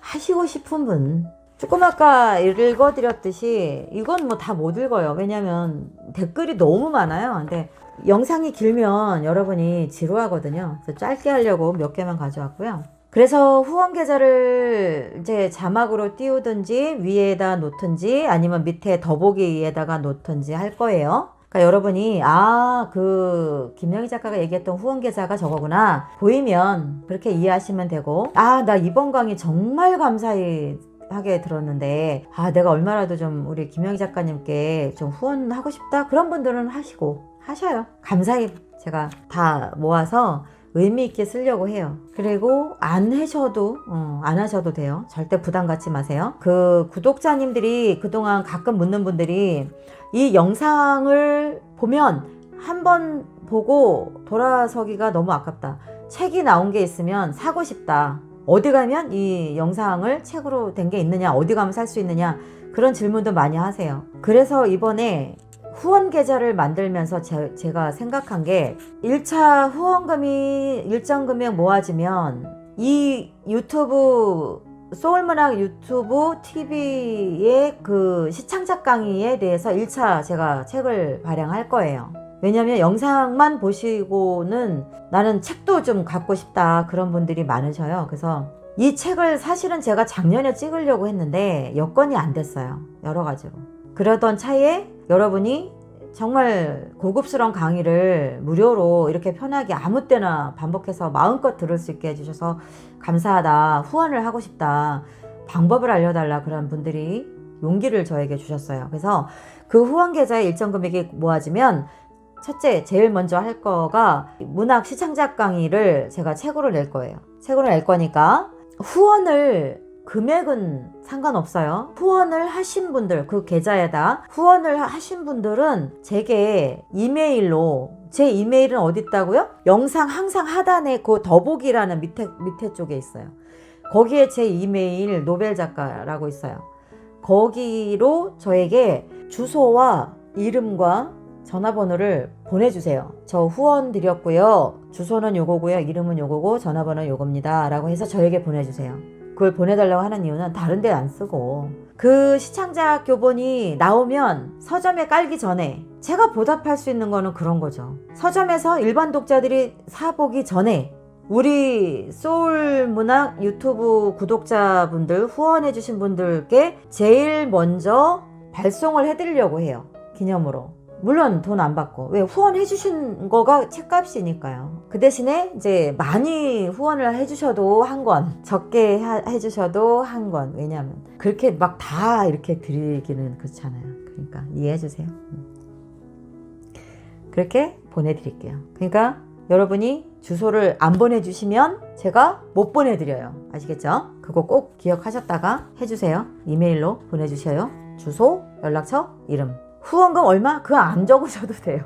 괜찮아요. 안 적으셔도. 그리고 후원금 많이씩 안 하셔도 돼요. 마음이죠. 정말 감사할 거예요. 제가. 그렇게 해서 책을 낼게요. 시창작집 먼저 내고 그 다음에 또 기회가 되면 소설창작집, 수필창작집 이렇게 갈 수 있으면 좋겠고요. 기회가 이 코로나가 잠잠해지고 기회가 된다면 제가 우리 구독자님들하고 뭔가 좀 더 재밌게 좀 더 가까이서 함께 할 수 있는 다양한 것을 고민하고 있습니다. 기대해 주시고요. 그렇게 해서 여러분과 제가 이제부터는 올해는 후원 계좌를 놓고 또 달려가 보려고 합니다. 앞으로도 강의 많이 들어주시고요. 공유 많이 해주시고 좋아요도 많이 눌러주시고 책 나오면 서점보다 누구 먼저? 구독자님 먼저. 따끈따끈하게 후원해주신 분들께 보내드릴게요. 아시겠죠? 저는 오늘 여기까지 하겠습니다. 감사합니다. 오늘은 2021년 신춘문예 시 당선작들 개괄을 해보려고 합니다. 그냥 간단하게 한번 보려고 해요. 벌써 봤어야 됐는데 좀 늦었죠? 제가 여러분하고 좀 올해 당선작을 좀 훑어봐야 되겠다 생각을 했는데 영상을 찍다 보니까 조금은 늦었는데 늦고 이러고가 뭐 있겠어요, 그죠? 한번 봅시다. 28개 신문이 1차 이제 했고 그 뒤에 조금 늦게 또 한 두세 개, 서너 개가 또 진행이 되기도 했죠. 신춘문예가. 보면 올해의 그 하이브리드 시가 뭐 작년에도 그랬고 뭐 트렌드니까요. 하이브리드 시가 좀 많이 보이고 그 다음에 그 20대 젊은 층 세대의 그런 그들만의 색깔이 배어있는 그런 시들이 좀 보이고 그 다음에 산문시가 좀 보이고 그 다음에 현대의 그 입체시가 좀 보이고 그럼 한번 볼까요? 무동일보 같은 경우는 중년이에요. 당선자가 중년이고 제목은 붕어빵 속에는 배고픈 고래가 산다. 아무래도 중년이라서 붕어빵이 소재가 되지 않았을까. 뭐 젊은 층도 쓸 수는 있는 거지만 부산일보는 중년, 제목은 변성기. 이렇게 한번 쭉 볼게요. 보고 뒤에 가서 제가 코멘트 조금 할게요. 머니투데이 경제신문은 모천, 무등일보의 붕어빵 속에는 배고픈 고래가 산다가 하이브리드 경향을 갖고 있었네요. 그 다음에 부산일보의 중년이었던 분인데 변성기에 대한 제목의 시를 쓰신 분도 약간 신세대적인 그런 경향의 문체를 썼네요. 머니투데이 경제신문에는 모천, 요거는 약간 입체시 쪽에 시를 썼고 한국경제인 신문에 유실수라는 제목의 당선작이 나왔죠. 청년이 썼네요. 이것도 굉장히 잘 쓴 작품 중에 하나예요. 유실수. 그다음 문화일보는 당선자가 청년이고 아무도 등장하지 않는 이 거울이 마음에 든다. 이것도 젊은 층의 그런 전형적인 어투로 쓴 특징을 갖고 있고요. 광주일보는 있다, 잊어버리자, 잊혀지거나 등등. 제목 특이하죠? 여러분이 이런 제목들은 좀 눈여겨보실 필요가 있어요. 괜찮은 제목이죠. 여러분이 아마 이렇게 제목을 줘도 되나? 이런 생각이 드셨을 건데 과거에 제가 이야기를 했죠. 21세기 시의 트렌드는 우리가 최소한 이런 것이어야 시라고 볼 수 있지 라고 이야기하는 그 모든 바깥에 시가 있다. 결국은 모든 경계가 다 허물어졌다. 소설이 시 속으로 들어오고 시가 소설 속으로 들어가고 시 속에 음악, 공학, 광학, 의학 다 들어가요. 다. 경계가 없어요. 그러니까 제목도 다양하겠죠. 더 갈수록. 그러니까 여러분도 그렇구나. 고정관념을 벗어나야 되겠구나. 어떤 것도 다 시가 되고 어떤 형태의 표현도 다 제목이 될 수 있다. 그거 잊지 마세요. 그 다음에 전남매일, 개미들의 천국, 요것도 하이브리드 시예요. 모든 경계가 허물어진. 그 다음 세계일보, 돌고래 기르기와 언더독, 요거는 이제 젊은 층의 언어들이고, 뉴스앤제주, 발포진 랩소디, 당선자가 중년이시네요. 요 시도 잘 쓴 시예요. 하이브리드 시이면서 이분도 중년인데 이 시는 굉장히 아주 경쾌발랄하죠. 시 속의 화자가 약간 여성틱한 어투예요. 중년 남자가 이렇게 시를 쓸 수 있구나, 그런 거. 여러분도 여러분이 중년이든 20대든 30대든 그 시에서 여러분의 물리적 나이를 들킬 필요가 있다 없다? 없다. 나는 중년이니까 시가 중년답게 써야 돼, 그런 거 없어요. 할 수 있으면 벗어나세요. 시인이 중년이라고 시가 중년이면 되겠어요? Nope. 시인의 물리적 나이가 중년이라 해도 그 시인이 쓴 시는 언제든지 다양하게 얼굴을 갖고 있을 수 있어야죠. 아시겠죠? 국제신문 고독사가 고독에게, 이것도 중년이 썼어요. 이것도 하이브리드 시, 이것도 잘 쓴 시예요. 뭐 주관적일 수 있겠죠? 제가 잘 쓴 시입니다 그러는 것이. 그러나 반드시 주관적이진 않을 거예요. 왜? 저도 현장에서 시를 가르치고 있고, 작년에도 우리 제자들도 3명이 신춘문예에 나갔습니다. 당선됐고요. 문학상도 한 분이 탔고요. 그러니까 제가 보는 거가 다 틀리지만은 않을 거예요. 이 국제신문의 고독사가 고독에게 같은 경우는 제가도 수업에서도 한번 다뤘어요. 우리 선생님들, 제자분들. 이 고독사가 고독에게 같은 경우는 불교신문에 냈어도 당선작이 충분히 가능했을 것이다. 이 시에 보면 아주 우리나라의 그 전형적인 윤회에 대한 그 세계관이 들어가 있어요. 여러분이 아마 한 번 더 읽어보세요. 나중에 기회가 되면 제가 몇 작품을 한번 해설을 해드려 볼 건데, 한번 날짜가 잡히는 대로 해드릴게요. 그 다음에 불교신문 돌의 찬손이 이 말을 짚어주었다. 이것도 중년인데, 당선자는 중년인데 언어는 굉장히 젊었어요. 그 다음에 제2회 글로벌 시니어 시부문 당선자, 제목은 저승고. 요거는 이제 그 지방지 정도, 전형적인 굉장히 모범스러운 지방지 당선작 같은 그런 색깔, 안정적인 언어, 안정적이고 깔끔한 문체, 그렇게 시를 썼어요. 굉장히 잘 쓰셨더라고요. 한라일보 당선자 청년, 제목 도서관. 이건 상상의 세계, 약간 판타지적인 그런 어법으로 접근했던 거죠. 조선일보 단순하지 않은 마음. 이것도 젊은 친구의 어투. 동아일보 여름의 돌도 젊은 친구들만의 고유적인 어투, 그런 문체가 특성이 있었고요. 한국일보 장명소가 없는 마을의 밤에, 이것도 신이인이라는 시인이요. 청년이고요. 남자 여자를 떠나서 젊은 층이란 얘기예요. 젊은 층 세대의 그들만의 특이한 그런 언어가 있죠. 그렇게 접근한 거고. 서울신문 최초의 충돌, 이것도 젊은 층. 농민신문 국수, 요거는 중년. 전북일보 저녁의 집도 청년, 하이브리드시. 전북도민일보 책 등의 내재율도 하이브리드시. 경남신문의 냄비의 귀, 얘도 요거는 이제 젊은 층의 언어로 썼는데 당선자는 중년이라는 거. 아까도 강조드렸듯이 여러분의 물리적 나이가 시에 개입하지 않는 것이 좋다. 여러분 나이가 60이라고 해서 시가 60세일 필요가 전혀 없다. 여러분이 60세일지라도 여러분이 쓰는 시는 20대, 30대, 40대 얼마든지 넘나들 수 있어야 진짜 능력 있는 시인이다 라는 겁니다. 경남신문 같은 경우는 제 제자가 최종심에 갔죠. 남자분인데. 경인일보 핑고, 이것도 신세대 어투. 경남일보 길찾기도 신세대, 젊은 층의 청년 세대의 어투. 매일신문도 야간 산행도 마찬가지. 경상일보의 불로도 마찬가지고, 강원일보의 설원도 마찬가지고, 젊은 층의 언어. 그리고 실제로 시인도 젊은 층. 그 다음 영남일보는 역시 젊은 층, 해감. 그러나 시는 하이브리드 시입니다. 오늘은 여기까지 하겠습니다. 감사합니다. 오늘은 지난번에 이어서, 지난번에는 2021년 신춘문예를 개괄했죠. 이번에는 제 개인적인 입장에서 2021년에 신춘문예 시 부분의 당선작 중에 3편을 고르라면 저라면 무엇을 고를까 생각을 해봤어요. 그리고 2021년 신춘문예 시 부문의 작품들을 보면서 잠깐 느낀 것들을 말씀을 드리려고 해요.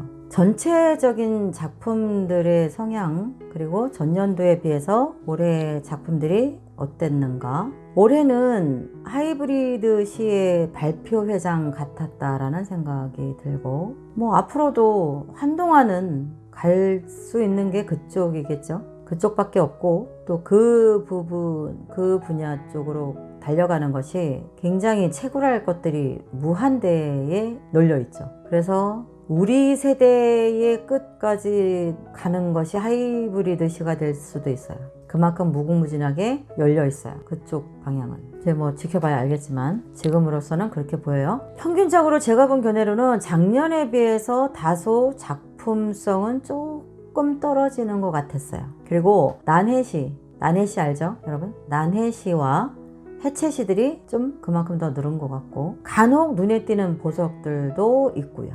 아주 잘 썼다. 물론 다 잘 썼죠. 당선작들이니까 다 잘 썼지만 그 중에도 개인적으로 제가 세 편을 꼽으라면 요거 정도 꼽겠다. 그게 있다는 거죠. 조금 이따 말씀드릴게요. 그리고 새로운 시도가 돋보였던 것, 제가 볼 때는 올해 신생신문사, 지방의 저 섬에 신생신문사가 제법 굵직한 수확을 거둔 게 아닌가라고 보여요. 그런 것도 있어요. 그게 뭐냐면 발포진 랩소디라고 뉴스앤제주 신춘문예의 서동석 시인인가? 그 연세 중년이신 것 같더라고요. 그분은 시를 쓴 거가 그 역사적 위인 이순신 장군, 뭐 우리의 영웅이시죠. 나라를 구하신 분이기도 하고, 위기에서 정말 고독하고 고난의 삶을 살다 가신 장군님이시죠. 그런 역사적인 인물, 위인전에서 익숙하게 봤던 그런 인물이 현대 시에 등장을 한 상황이었죠. 그래서 심사평도 굉장히 아주 좋은 평을 얻은 작품이 발포진 랩소디예요. 모르긴 해도 내년에 심사임당이나 유관순 누나나 세종대왕이나 뭐 율곡 이이나 그런 우리가 위인전 속에서 봤던 방정환 선생님이나 정여준 선생님이나 뭐 실학파 선생님들 뭐 대거 출연하는 일이 있지 않을까? 대거는 아니더라도 누군가는 시도할 것 같아요. 이렇게도 되는구나. 올드한 것 같은 과거 속의 인물을 현대로 옮겨놓는데, 그것도 아주 신선하고 명랑쾌활한 언어의 문체로 잘 서사를 버무렸단 말이죠. 그게 좀 눈에 들어왔어요. 그 다음에 유실수, 국제신문인가요? 유실수는 굉장히 감각적이고 아주 새로운 접근을 성공시킨 으뜸작이죠. 사전적 의미는 열매를 맺는 나무인데, 그 시 속에서의 유실수는 나무에 불이 옮겨 붙어서 불이 붙은 그 장면, 곧 나무의 열매는 뭐다? 불덩어리라고 이야기하는 거죠. 그런데 여기서 보조관념이 몇 개가 등장할 수도 있는 상황의 언어예요. 일반적인 소각장의 이야기일 수 있고, 두 번째는 장례식 화장터에서 보는 한 인간의 탄생부터 소멸, 또는 그 인간이 태어나서 소멸하는 과정까지의 가족이나 그 모든 사람과 주고받는 그런 울림이나 메시지의 전달성을 이동시켜 놓은 것이 아닌가. 그것이 아니면 소각장에서, 화단에서 어떤 일정 부분 장소에서 소각장에서 낙엽을 태우다가 그 서사에 그렇게 써 있죠. 나무에 불이 옮겨 붙었다. 그런데 그 나무는 사실은 겨울이었고 열매를 맺을 수 없었음에도 유실수라고 이야기하면서 거기에 불이 옮겨 붙은 전이 된 상태를 유실수라고 이야기를 한단 말이죠. 한번 보세요. 그런 시는 여러분이 한번 배울만 할 거예요. 그 다음에 고독사가 고독에게, 그 시도 굉장히 좋아요. 제가 지난 시간에 잠깐 언급을 했지만 이 시는 역시 불교신문에 냈어도 충분히 당선작이 되지 않았을까. 그 윤회론에 대해서 불교의 그런 윤회관이 그 시 속에 굉장히 다양하게 시줄과 날줄로 얽혀 있어요. 그리고 현재의 우리가 갖고 있는 노인의 고독사 부분도 굉장히 잘 다 드러냈고요.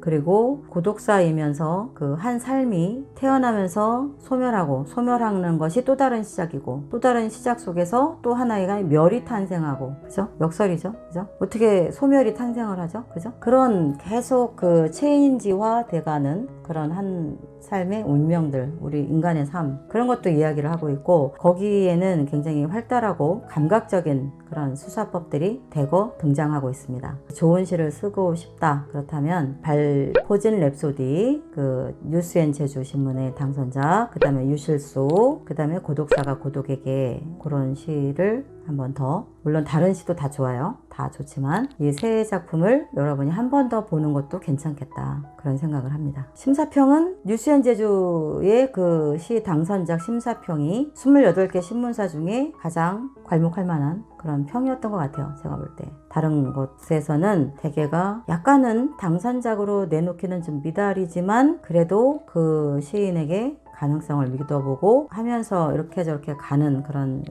그 심사평들이 적지 않은데, 강희근 시인님하고 한 분이 누군지 모르겠는데 제가 준비를 못 해왔네요. 그 뉴스앤 제주의 그 심사평 같은 경우는 한번 읽어볼만 하더라고요. 그래서 올해 2021년 시 부문 신춘문예 당선하신 모든 시인님들 축하 가득 드립니다. 올 한 해 시 공부 열심히 하셔서 올 연말에는 여러분이 등용문 하시고 영광의 주인공이 되시고 왕관의 무게를 느껴보시기를 바라겠습니다. 최근에 여러분의 댓글을 보니까 궁금해하는 몇 가지가 있어요. 그게 뭐냐면 하이브리드 시가 뭔가요? 묻는 질문이 있었고, 해체 시가 뭔가요? 또는 난해 시가 뭔가요? 이런 것들을 묻더라고요. 여러분이 궁금할 수 있어요. 최근에 시의 경향이 많이 달라지고 종종 어렵지 않게 듣게 되는 이 단어가 하이브리드 시라는 거, 난해 시라는 거, 또는 해체 시라는 거죠. 오늘은 그래서 여러분과 이 세 가지에 대해서 한번 제가 대화를 나눠보려고 해요. 그 중에 가장 첫 번째는 하이브리드 시란 무엇인가에 대해서 한번 대화 나눠볼게요. 기존의 그 하이브리드 시라는 것은 기존의 틀을 다 깬 거예요. 기존의 틀을 깼다고 말할 수도 있고, 기존의 것과 굉장히 많이 변화된 위치에 가 있다는 말이기도 하고, 여러분이 아마 제가 21세기 시의 트렌드라는 영상에서 이미 다뤘어요. 근데 그 영상을 못 보신 분이 질문하는 것 같기도 하고, 또는 어떤 분들은 들었는데 까먹었을 경우도 있겠죠.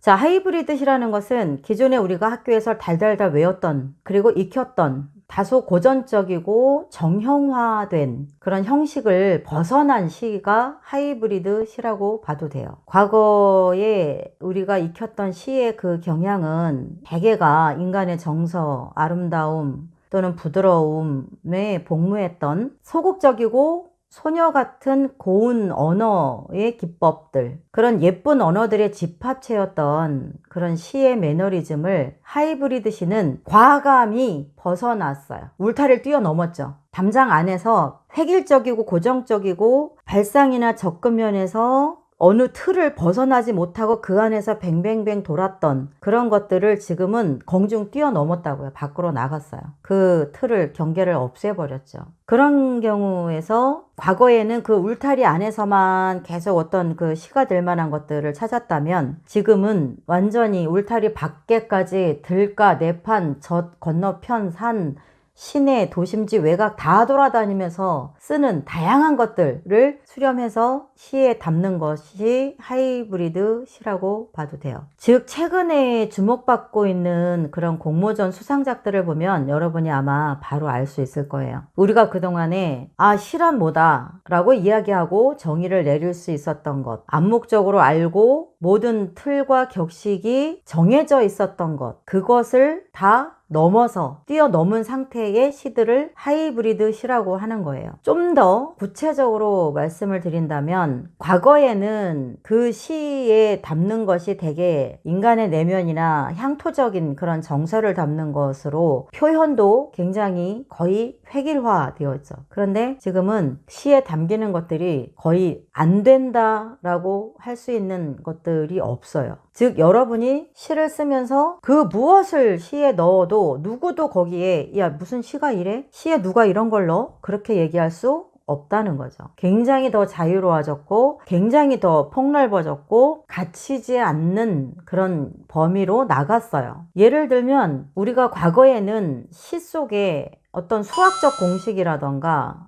물리학적 용어라든가 이런 것이 들어갈 거라고는 생각을 거의 못했죠. 근데 지금은 과학, 의학, 심리학 또는 기호학, 수학, 물리학, 우주 천체학, 심지어는 소설의 기법, 음악에서 쓰는 그런 기법들 또는 춤, 수필의 기법, 어떤 거든 다 시에 동원될 수 있는, 다 섞여버릴 수 있는 그런 범위까지 오픈 마인드로 가고 있다는 거죠. 그래서 여러분이 이거는 하이브리드 시야 라고 이야기할 수 있으려면 그 시 속에 기존에 우리가 고전적인 그런 풍미가 있는 그 안에서만 맴도는 것이 아니라 전혀 새로운 요즘 현재의 어떤 시에서 감히 다뤄보지 않았던 생소한 용어라든가 기호라든가 어떤 그것들의 정의를 내리는 용어들이 들어간다든가, 그것이 전혀 함께 할 수 없었는데 마치 공장 현장에서 또는 어떤 기계의 부속품과 같은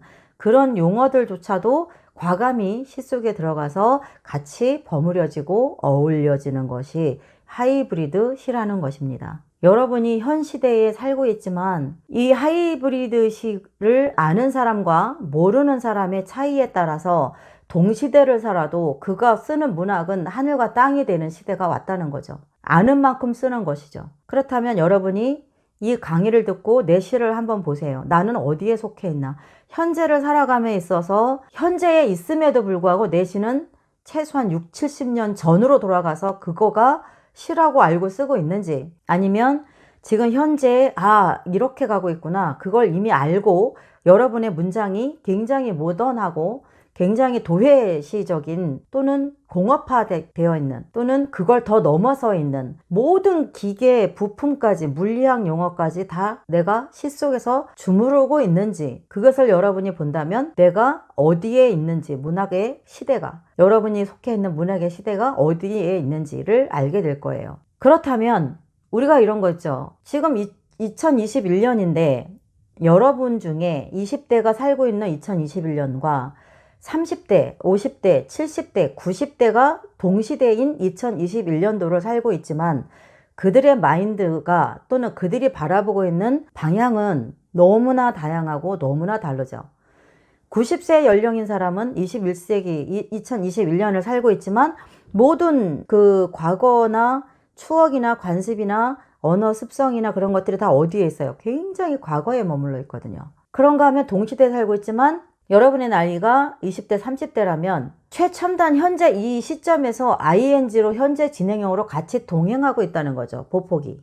그랬을 때 언어조차, 그 시라는 그 하나의 장르, 하나의 문학조차도 여러분이 나이가 동일한 연령대라 하더라도, 예를 들어 동일한 50대에 시를 쓰는 사람이라 하더라도 한 자리에 10명 정도를 앉혀놓고 시를 써보세요 그랬을 때는 그들의 나이나 살아가는 시대는 동일할지라도 그가 알고 있는 문학의 메커니즘은 굉장히 다양하게 분리된다는 겁니다. 그렇다면 어떤 자세가 좋을까요? 현 시대의 트렌드를 알고 어깨를 나란히 하고 발맞춰가는 그가 가장 현실적인 문학을 하고 있는 것이 아닐까요? 그리고 새로운 것에 익숙해지고 새로운 것을 빨리 받아들이고 새로운 것을 알고 이미 그걸 또 한 번 능가할 수 있어야 예술을 하는 사람이라고 생각할 수 있지 않을까요? 저는 그렇게 생각합니다. 그래서 지금부터라도 여러분은 하이브리드 시가 뭔지는 알고 시를 쓰시고 시를 감상할 수 있으면 훨씬 과거보다 더 유익한 문화생활을 할 수 있을 거라고 저는 생각을 합니다. 또한 올해 이제 시작이 돼서 올해 계속 다양한 공모전에서 뽑히는 시들이 내가 현재 돌아가는 그 패턴을 안다면 그 시들을 더 빨리 받아들이고 이해하고 해석할 수 있겠죠. 우리가 이건 아니야, 왜 꼭 그래야 돼 라고 미리 담을 치고만 있을 수는 없어요. 시대는 계속 변하기 때문에. 그러니까 여러분이 지금부터는 최소한 제 강의를 오늘 들은 분들은 하이브리드 시래, 알지. 맞아, 나도 하이브리드 시 요즘에 쓰고 있어. 그 정도 대화는 좀 건전하게 주고받을 수 있을 정도가 되면 좋겠어요. 모두가 과거에 머물러 있어서는 안 된다고 봐요, 저는. 예술은 매일 끊임없이 진화해 나가고 새로운 것을 도출해내는 것이죠. 창조의 장르잖아요. 그쵸?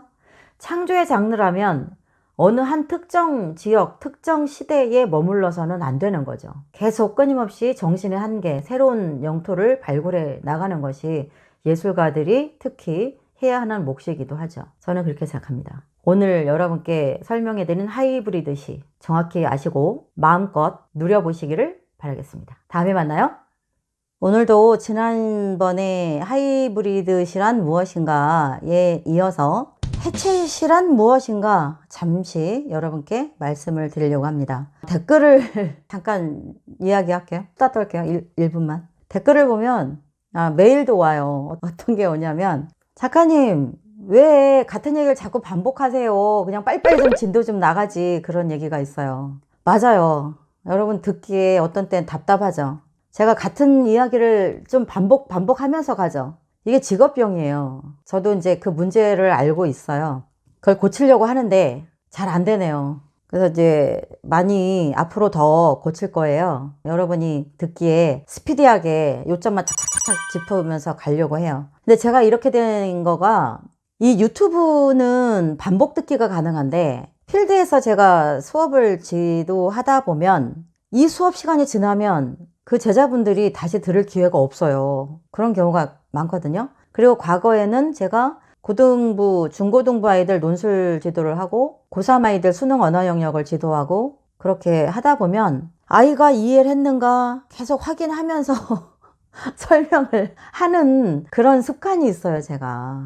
왜냐하면 정확히 아이가 이해해야 되고 정확히 인지해야만 그 아이 것이 되기 때문에 알겠니? 다시 해볼까? 이런 거야. 정확히 이해했니? 이런 거라는 거. 자, 오늘 수업 정리해볼게. 막 이렇게 제가 써요. 그러다 보니까 제가 이게 너무 깊이 배어 있어요. 그래서 이제 여러분은 지루해요. 바쁜데 갈 길이 먼데 빨리 듣고 좀 나가서 다른 일 봐야 되는데 그런 경우가 있어서 가능하면 뭐 쉽게 고쳐지진 않겠지만 가능하면 요점만 간략하게 딱 얘기하고 딱 마치려고 합니다. 노력할게요. 여러분이 조금만 이해해 주세요. 노력한다고 했으니까 조금 기다려주시면 달라질 겁니다. 오늘은 해체시 할게요. 아마 여러분의 골머리를 지끈지끈하게 만드는 것 중에 또 하나가 하이브리드시, 그 다음에 또 해체시가 될 거예요.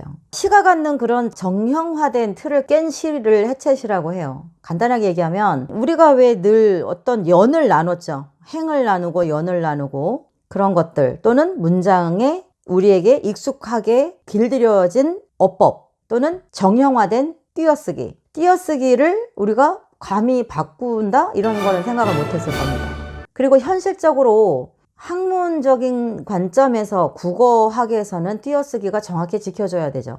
또 그것은 하나의 규정이죠. 그런데 시에서는 그것이 파괴되는 것도 시적 허용으로 어느 정도는 인정을 합니다. 그러다 보니까 행도 굉장히 많이 파괴가 됐어요. 해체시는. 결국은 뭐냐? 해체라는 거. 여러분 알잖아요. 하나의 어떤 가전제품이나 작은 이런 어떤 하나의 물건을 속에 뭔 소리 나네요. 망가졌나? 이런 물건을 여러분이 해체하다 그러죠. 조목조목 다 뜯어버리는 거잖아요. 분리. 그것처럼 시에서 해체시라는 것은 예를 들어서 이렇게 생겨야 마우스다 라고 우리가 인지했다면 과거에 이렇게 생긴 것을 시라고 봤다면 지금은 이렇게 생긴 것만 시라고 보지 않는다는 거죠. 이것이 다 분해가 됐어도 웬만한 사람은 이걸 분해해놔도 누가 마우스 분해해놨어 이러잖아요. 마우스인지 이미 알죠. 그것처럼 해체시는 해체를 많이 해놓은 거예요. 행도 막 바꿔버리고 언어도 종결어가 뒤에 가는 것이 앞으로 오기도 하고 그건 도치법이기도 하죠. 오기도 하고 그렇게 했다라고 끝나는 그 한 행선상에서 과거에는 끝났어야 되고 끝나기로 약속, 무언의 암묵적인 약속이 되었던 것들도 종결어미가 그렇게 했하고 자르고 다음 행으로 내려와서 다로 마무리하면서 또 다른 말을 이어가기도 한다는 거죠. 과거에는 그렇게는 우리가 생각을 많이 못했을 거예요. 그리고 행도, 연도, 단어도 굉장히 다 다양하게 분해해버린 시 한 편을 그렇게 다 해체해버리는 시들을 해체시라고 이야기를 합니다. 모든 형식의 파괴라고 보시면 돼요. 외형적인 틀의 파괴. 그런데 외형적인 틀을 파괴하면 안으로 깊숙이 들어가 있던 내재율, 내적인 리듬도 파괴가 되겠죠. 근데 이 파괴는 안 좋은 마이너스의 파괴가 아니라 새로운 영토를 찾아내기 위한 파괴이기 때문에 굉장히 좋은 관점에서 해체시를 받아들이고 있습니다. 그러나 이 해채시가 여러분이 아마 최근에 등장한 것으로 착각하는 분도 있을 거예요. 그런데 사실은 그렇지 않아요. 해채시는 굉장히 이미 오래전에 나왔어요. 제1차 세계대전 이후에 등장한 새로운 시의 하나의 패러다임이었던 것이 해채시예요. 그 이후에 잠시 주춤했죠. 그러다가 다시 나오기 시작한 것들이 최근에 와서는 더 굉장히 영역이 확대되어 가고 있는 것일 뿐이죠. 그래서 여러분이 무슨 요상하게 무슨 시가 이런 시가 다 있냐? 요즘에 도대체 왜 이래? 이게 뭐야? 이렇게 생각하실 거는 없다는 거예요. 오래전에 이미 나왔다는 거죠. 그러면 띄어쓰기도 파괴, 행가리도 파괴, 연 나눔의 방식도 파괴, 언어 배열의 방식도 파괴, 종결어미가 반드시 뒤에 가야 된다? 그것도 파괴. 다 파괴됐어요. 그러면 그 파괴된 것을 우리가 이게 그러면 어떻게 시가 이래요? 그럴 수 있죠. 근데 그건 아니에요. 왜 아니냐? 시적 허용이라는 것이 있어요. 언어를 망치거나 해치기 위한 도전이 아니라 언어가 갖는 다양한 깊이의 뜻과 울림과 이미지가 갖는 메시지를 더 새롭게 발굴해보자 라는 건실한 방향에서의 시적 허용이기 때문에 충분히 가능하다. 나쁜 것이 아니다. 좋은 상황에서의 전진이다 라고 보는 거예요. 여러분이 그렇게 이해하시면 될 것 같아요. 우리나라에도 해채시가 잠깐 들썩했던 때가 있어요. 1980년대.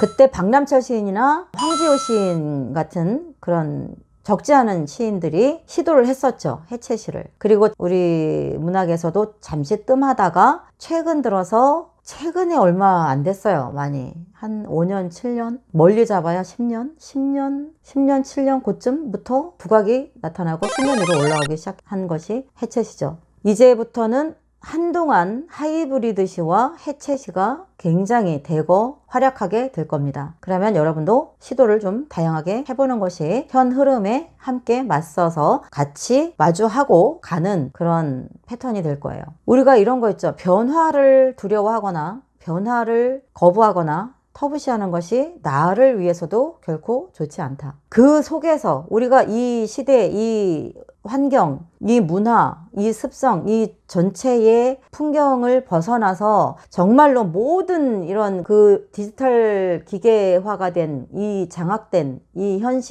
현장을 떠나서 그야말로 나는 자연인이다처럼 촛불 켜놓고 산속에 들어가서 살 거가 아닌 다음에는 더군다나 여러분이 문학의 꿈을 갖고 있다면 여러분이 그것을 뒤따라가다가는 계속 매번 뒤따라가다 뒤처지다 끝나겠죠. 빨리 따라잡아야만 거기서부터 여러분이 선도하는 여러분의 문학을 선보일 수가 있지 않겠어요? 마라톤을 보면 선두에 있는 사람들은 계속 선두 페이스를 유지하면서 가죠. 서서히 뛰어도 선두에 있고 조금 보폭이 좀 처졌다 그러면 잠깐만 뛰어가면 바로 따라잡죠. 근데 후진 그룹에 있는 그 마라톤 선수들은 아무리 뛰어도 선두 그룹에 가기가 쉽지 않아요. 왜?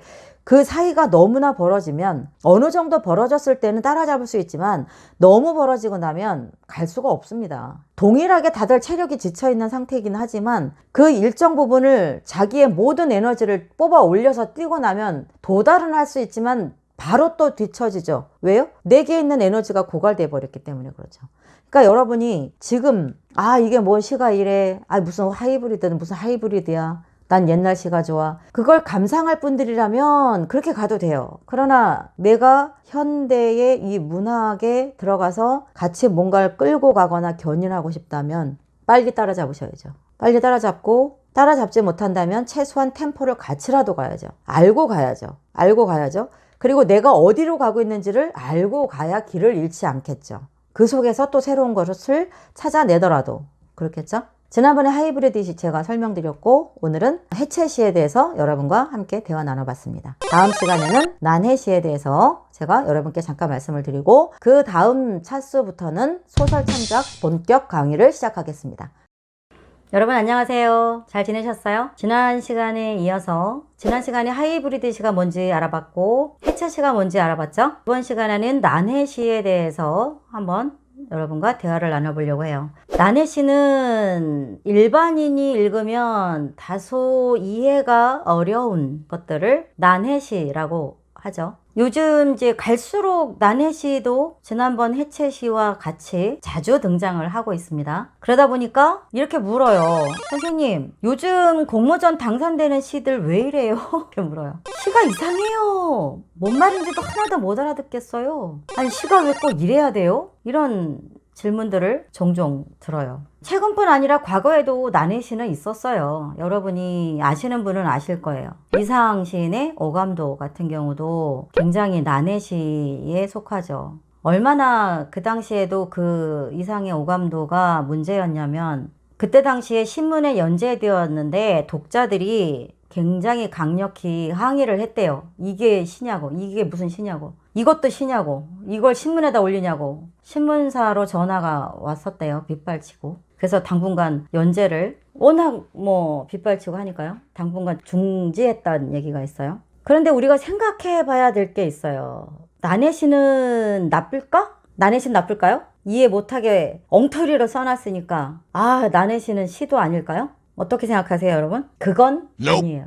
난해시도 좋은 시에 속합니다. 일반인들은 가끔 시를 읽어요. 제 얘기를 잘 들어보세요. 일반인들은 어떻게 한다? 가끔 시를 읽는다. 난해시가 왜 나오는지 이야기하려고 그러는 거예요. 난해시가 왜 생겨나는가? 일반인들은 가끔 시를 읽고 시인들은 평생 시에 몰입해 있고 시만 쓰다가 아주 가끔 다른 일을 하죠. 여기서 가끔이 의미가 큰 거예요. 시적으로, 시처럼. 일반인들은 가끔 시를 읽는다라는 것은 그 나머지 시간에 더 많은 시간에 일상적인 업무를 하죠. 그러다 가끔 이제 시나 한 편 읽어볼까? 이렇게 읽는 거죠. 그러나 시인들은 일반인들이 직장 일을 하고 일을 해서 가정을 꾸리고 삶을 살아가는 동안에 시인은 그게 시쓰기가 삶이죠. 그러면 그 시인들은 노상 여러분이 일상 속에 빠져 있듯이 시인들은 늘 시 속에 빠져 사는 게 직업이죠. 그러면 여러분 이렇잖아요. 왜? 계속 집, 회사, 집, 회사, 집, 회사 이러다가 어느 순간 무슨 생각 들어요? 아, 떠나고 싶어. 여행 가자. 막 이런 생각 하죠. 아니면 오래전에 본지 오래된 친구 불러서 야, 한잔 하자. 아, 요즘 뭐 사는 게 재미도 없고 술이나 한잔 하자. 이러죠. 지루하니까요. 그러면 시인도 마찬가지예요. 시인도 늘 자기가 시를 쓰면서 매번 그렇고 그런 시를 쓰다 보면은 실증이 날까요? 안 날까요? 실증이 나죠. 실증이 납니다. 그러다 보면 문장 갖고 다양한 시도를 하게 되죠. 좋게 재밌게 얘기하면 장난치는 거죠. 문장 갖고 이렇게 썼다가 뒤집었다가 말도 안 되는 단어 막 갖다 붙였다가 읽어보다가 이게 뭔 말이야? 내가 썼지만 모르겠네. 막 지웠다가 또 다른 것도 썼다가 그러지 않을까요? 지루하니까. 여러분도 비슷한 경우가 있어요. 예를 들어 리모컨이나 핸드폰을 자주 잃어버리다 보면 막 그거 찾으러 다니고 어떤 경우는 건망증 있는 분들은 냉장고에서 리모컨이 나오고 그죠? 화장실에서 핸드폰 찾고 막 그러지 않아요? 옷장 속에서도 핸드폰 찾고 침대 밑에서 찾고 그런 거가 자주 발생되니까 지금은 어떤 게 나왔어요? 아리야 리모컨 찾아줘. 그러면 리모컨 찾아주고 삐삐삐삐 삐삐삐삐 이러죠. 또 핸드폰도 핸드폰 음으로 찾게 되죠. 왜 그럴까요? 어떤 일들이 자주 벌어지면 그것을 새롭게 해결해 나가려고 고민을 하고 발명을 하죠. 기술을 만들어내죠. 그런 것처럼 똑같아요. 그것을 핸드폰을 자주 잃어버려서 또는 리모컨을 자주 잃어버려서 아 이거야 해서 기업들이 무엇을 만들어냈어요? 그거 내가 잃어버린 것을 핸드폰이나 리모컨을 찾기 쉽도록 요즘은 이어폰도 소리로 찾게 되어 있더라고요. 기업이 그 기술을 만들죠. 그래서 그것을 찾는 소리를 발명을 했죠. 이미 오래됐어요. 그것도. 그죠? 그것처럼 인간은 누구나 기존보다 더 나은 뭔가를 찾아내고 만들려는 본능이 있죠. 시인도 그렇습니다. 시인도 마찬가지예요. 여러분도 농사 짓는 분이 현장에서 어떤 공업적인 물건을 만드는 분들이 다양하게 같은 일이 반복될 때 그것을 해결하기 위해서 머리를 쓰고 발명을 하고 뭔가를 만들어내듯이 시인도 마찬가지예요. 시인도. 기존 문법, 기존의 그 늘 닳고 다른 문체가 실증나고 신물이 납니다. 그래서 변화를 자꾸 꾀하죠. 이거 말고 없을까? 아, 이건 저번에 써먹었는데 이거 말고 없을까? 이렇게 고민을 합니다. 그렇게 매일 다양한 시를 쓰다 보니까 문학도 예술이기에 다양한 방향으로 전진하고 진화하고 이것 말고 또 이거 말고 또, 이거 말고 또, 아, 이것도 좋지만 이거 말고 또, 이렇게 계속 진화하려는 본능이 시인에게도 있다는 거죠. 이것이 바로 호모 루덴스라는 거예요.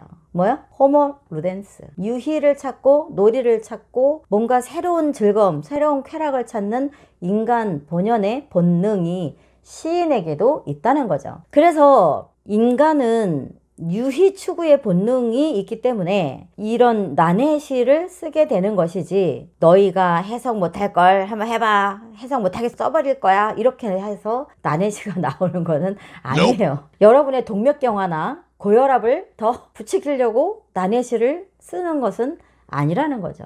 그럼 왜 계속 난해시만 요즘에 막 대상을 뽑나요? 그것은 공모전은 제가 뭐라 그랬어요? 경기다 그랬잖아요. 경기, 대회, 시합이기 때문에 늘 새로운 거 뭔가 0.1%라도 뭔가 전진하고 진화하는 그런 것들의 경합장이기 때문에 갈 길이 정해지지 않겠어요? 난해시거나 해체시거나 하이브리드 시 속에서 계속 뭔가를 발굴하겠죠. 그러다 보니까 주목될 만한 시들은 대부분이 난해시나 해체시나 하이브리드 시를 뽑은 게 아니고 좋은 시다 생각해서 뽑고 나면 셋 중에 들어가고 있는 거죠. 시인들이 시를 난해하게 쓰는 이유 중에 하나도 호모 루덴스와 맞닿아 있다고 저는 그렇게 봅니다. 따지고 보면 시인도 에디슨과 같아요. 에디슨이 전기를 발명하고 하기 전에 어렸을 때 엉뚱한 상상을 많이 했잖아요. 그죠? 밥도 안 먹고 학교도 안 가고 어느 날 암탉 대신에 달걀을 품고 있었고, 그런 것들이 왜 발생하겠어요? 그 에디슨도 새로운 뭔가를 다 호기심을 갖고 접근하면서 체험하면서 그런 과정 속에서 굉장히 많은 편리한 것들을 발명해냈듯이 시인들 역시 에디슨과 같다고 저는 보는 거예요. 이것 말고 어떤 거 봤을 때는 왜 이거는 이렇게 가야 될 수밖에 없었을까? 그렇다면 나는 어디로 달리 갈 수 있는 방법은 없을까? 이거 말고 뭔가 없을까? 그렇게 계속 가기 때문에 그 과정에서 난해시가 나오는 거지, 난해시를 쓰기 위해서 목적이 되진 않는다는 겁니다. 제가 볼 때 그래요. 문명도 과학도 우리가 계속 끊임없는 시도 속에서 놀라운 발전을 하지 않았겠어요? 그죠? 그러니까 제가 여러분께 드리고 싶은 말씀은, 시인들이 난해시를 쓰는 것을 조금은 좀 긍정적으로, 좀 너그럽게 받아줘도 되지 않을까, 그렇게 생각합니다. 어떤 난해시가 내 앞에 나타나서 불편하다면, 아, 뭔가 또 발전하고 뭔가 새로운 뭔가를 발명해 내려고, 또는 뭔가 새로운 언어의 체계를 연구 중이구나, 그렇게 보면 굉장히 받아들이는 마음이 다를 것 같아요. 제가 볼 때. 저도 가끔은 저만의 난해시를 씁니다. 그 난해시를 저만의 방법으로 종종 쓰고 또 제자들하고도 같이 고민하고 연구하고 하는데, 새로운 세계를 창조한 것처럼 묘한 스릴 또는 그런 매력이 심장을 뛰게 해요. 어떤 경우는 난해시를 쓰고 나면 이거 막 빨리 누군가 보여주고 싶고 그렇거든요. 이것이 바로 시인이 갖고 있는 일종의 실험 정신이라는 거죠. 그런데 여기서 잠깐 이런 질문을 할 수가 있어요. 뭐냐? 난해시는 왜 해석이 안 되죠? 그런 질문 하죠. 해석이 안 되는 건 아니에요. 해석이 돼요. 그런데 과거의 그 고전적인 해석법으로는 어려워요. 머리로 해석하려고 하면 안 돼요. 난해시는 머리로 이해한다기보다는 가슴으로 읽고 내가 느끼는 그대로를 음악처럼 랩처럼 즐기는 거예요. 그냥 리듬을. 내용이 난해시라서 내게 탁탁 와서 꽂히지 않는다면 언어의 감각이나 그 리듬, 율격, 그런 것들을 즐겨도 되죠. 그 언어의 보폭이나 또는 뭔가 앞뒤 단어가 연결되지 않는 듯한 그런 난해함 속에서 또 새로운 연결고리를 찾아 나가는 것도 괜찮고, 우리가 그동안에 지금까지 태어나서 언어를 부리고 소통을 하면서 굉장히 불과 몇 개에 속하지 않는 단어를 갖고 지금까지 살아온 거거든요. 근데 시에서는 전혀 다른 방법, 전혀 다른 배치, 다른 순서를 배합하면서 새로운 감각을 계속 끊임없이 시인들이 맛을 보게 해주는 거거든요. 그렇게 그런 쪽으로 한번 즐겨보는 것도 괜찮다. 익숙해지면 나중에는 그것이 읽는 맛이 생겨요. 중독성이 또 있어요. 난해시가. 그런 것도 있고. 자, 그러면 여기서 잠깐, 난해시를 쓰면 다 잘 쓴 시일까요? 그거는 아니죠. 반은 맞고 반은 틀린 거예요. 나넷이니까 아예 뭐 어차피 해석 못할 텐데 막 써봐도 되겠지. 근데 시를 웬만큼 써본 사람들은 알아요. 심사자는 물론이고 어느 정도 내공이 있는 사람들은 그냥 막 쓴 시인지 정말 기획하에 시인이 하나하나를 계획해서 쓴 나넷시인지 단번에 알아요. 그러니까 나넷시도 잘 쓴 시가 있는가 하면 실패한 시도 있는 거겠죠. 나넷시는 쓰고 싶은 사람은 시도를 계속하고 감상하는 입장에서는 그냥 부담 없이 즐기는 거 괜찮다고 봅니다. 그 다음에 이런 경우도 있어요. 나는 나넷시 안 쓸 거야. 그런 생각 할 때 있죠. 하는 분 있을 거예요. 왜 꼭 굳이 무슨 나넷시를 뭐 그렇게만 써야 되나? 그렇게 안 써도 정말 이쁘고 좋은 시가 얼마나 많은데? 맞습니다. 맞아요. 그런데 어느 경계가 되면 이거는 시 쓴 기간과 작품 쓴 숫자와 정확히 어떤 뭐 분석의 수치는 아니에요. 제가 경험한 거로 봐서는 다양한 단어를 가지고 다양하게 시를 쓰고 난 다음에 더 이상 갈 데가 없을 때는 어느 순간에 내 속에 또 다른 내가 나에게 묻습니다. 새로운 걸 한번 써봐. 아무도 안 가본 길을 한번 가봐. 그런 속삭임이 들릴 때가 와요. 그러면 여러분에게도 그 나넷시를 쓰게 되는 시기가 온 거라고 보셔도 틀리지 않을 거예요. 제가 아까 그랬죠. 호모 루덴스, 유희, 놀이를 끊임없이 추구하는 인간의 본능이 누구에게나 있다. 저에게 있으면 이 방송을 보고 있는 여러분에게도 있는 거죠. 단지 그게 그 욕구가 어느 쯤에서 내가 만나게 될지는 누구도 몰라요. 다 다양하니까. 그러나 반드시 저는 올 거라고, 여러분에게도 나넷시를 써보고 싶고 나넷시가 좋아지는 시기가 올 거라고 생각을 합니다. 왜 그러냐면 모든 인간은 가보지 않은 곳, 가보지 않은 길, 가보지 않은, 경험하지 않은 대상에 대한 무한한 호기심이 있어요. 도전 정신도 있고 의욕이 있고. 재밌는 얘기 해볼까요? 여러분은 결혼한 분도 있고 안 한 분도 있겠지만 여러분 왜 이런 거 있잖아요. 우연히 길 가다가 결혼을 했는데도, 남편이 있는데도 핸섬하게 생긴 남자, 중후하게 생긴 남자가 지나가면 야, 저 사람은 누구랑 어떤 여자랑 살까? 궁금하지 않아요? 안 궁금해요? 저는 가끔 궁금해요. 저 사람하고 살면 어떻게 살까? 이런 것도 한번 상상도 해보게 되고. 궁금하죠? 남자들도 그럴걸요? 결혼했어도 또는 애인이 있어도 지나가다 정말 멋진 여자 있으면 오, 멋있다. 야, 저런 여자랑 한 달만 데이트해보면 어떨까? 이런 생각 들지 않아요? 그거는 누구나가 본능 아닐까요? 아, 난 아니에요. 뭐 아닐 수도 있겠죠. 그러나 그게 그런 생각, 호기심이 든다고 잘못된 건 아니거든요. 인간은 누구나가 내가 취하지 않은 어떤 대상에게 호기심이 생기고 긍정적인 그런 마음이 가는 것이 있어요. 있을 수밖에 없죠. 하다못해 자식도 다른 집 아이들은 다 효자고 다 우등생이고 다 부모님 말 잘 듣는 것 같은데 유독 우리 애만 안 듣는 것 같다, 이런 생각 할 때 있죠. 물론 저는 아닙니다. 저는 아이들에게 뭐 불만이 없어요. 그런 거 있지 않아요? 되게? 있을 수 있잖아요. 또는 부모님도 어느 집 부모님은 진짜 멋진데 능력도 있고 말이야. 그런 생각이 나쁘진 않은 거예요. 왜? 인간의 본능이거든요. 더 좋은 거, 더 가보지 않은 거, 신선한 거, 새로운 것을 계속 끊임없이 향하게 되는 본능, 그게 있단 말이죠. 등산을 가도 그렇죠. 맨 처음에는 약수터 뒷산부터 시작합니다. 등산. 자, 난 올해 2021년 등산을 한번 제대로 해봐야지. 여행도 할 겸 건강도 돌볼 겸. 그래서 장비부터 막 다 삽니다. 동네 약수터 가는데도. 외국인들이 그런데요. 처음 우리나라 오면 대한민국 사람들 정말 희한한 거 있다고. 하다못해 동네 약수터에 약수물 먹으러 산책로로 가는데도 등산 장비가 굉장하대요. 챙겨서 나가는 게. 마치 뭐 히말라야나 로키산, 그런데 에베레스트산 가는 것 같은 그런 분위기, 포스를 하고 간다는 거죠. 어쨌든 등산을 해요. 맨 처음에는 내가 사는 마을, 동네, 그 다음에 행정구역, 뭐 시, 도를 넘어서서 뭐 전라도, 뭐 충청도, 경상도, 강원도 다 제주도까지, 또는 심지어는 북쪽에 백두산까지. 그러면 또 더 멀리 가죠. 정상에 올라가서 야호 하거나, 물론 요즘은 야호하면 안 되지만 동물이 놀래서 안 된대요. 환경오염이에요, 그것도. 어쨌든 건너편에 운무에 가려진 그 봉우리를 보면 야, 우리 저기가 어디냐? 우리 지난번 간 산이 저쪽이냐? 아니야, 딴 산이야. 그래? 저 봉우리 이름이 뭐야? 막 수소문 하죠. 저기 봉우리가 무슨 봉이다. 네가 왜 거기서 나와? 야, 우리 다음엔 저기 가자. 왜 가요? 궁금하니까 가는 거예요. 왜요? 안 가봤으니까. 저 산 정상에서 올라가서 이렇게 보는 그 세상은 또 어떤 절경이 펼쳐질까 궁금한 거거든요. 시도 마찬가지예요. 시인들이 새로운 거를 도출해내고 계속 발견하고 싶은 그 신대륙을 찾고자 하는, 새로운 것을 찾고자 하는 끊임없는 욕구가 나넷시를 만들어내는 한 부분이기도 하죠. 근데 나넷시가 그 시를 읽는 대상에 따라서는 나넷시일 수도 있지만 나넷시가 아닐 수도 있죠. 시를 많이 읽지 않은 내공이 아래에 있는 분들은 난해시가 될 수 있지만 웬만한 어느 정도 내공이 되는 사람들이 볼 때는 난해시가 아니라는 얘기도 돼요. 이해가 가거든요, 그게. 그런 경우도 있는 거예요.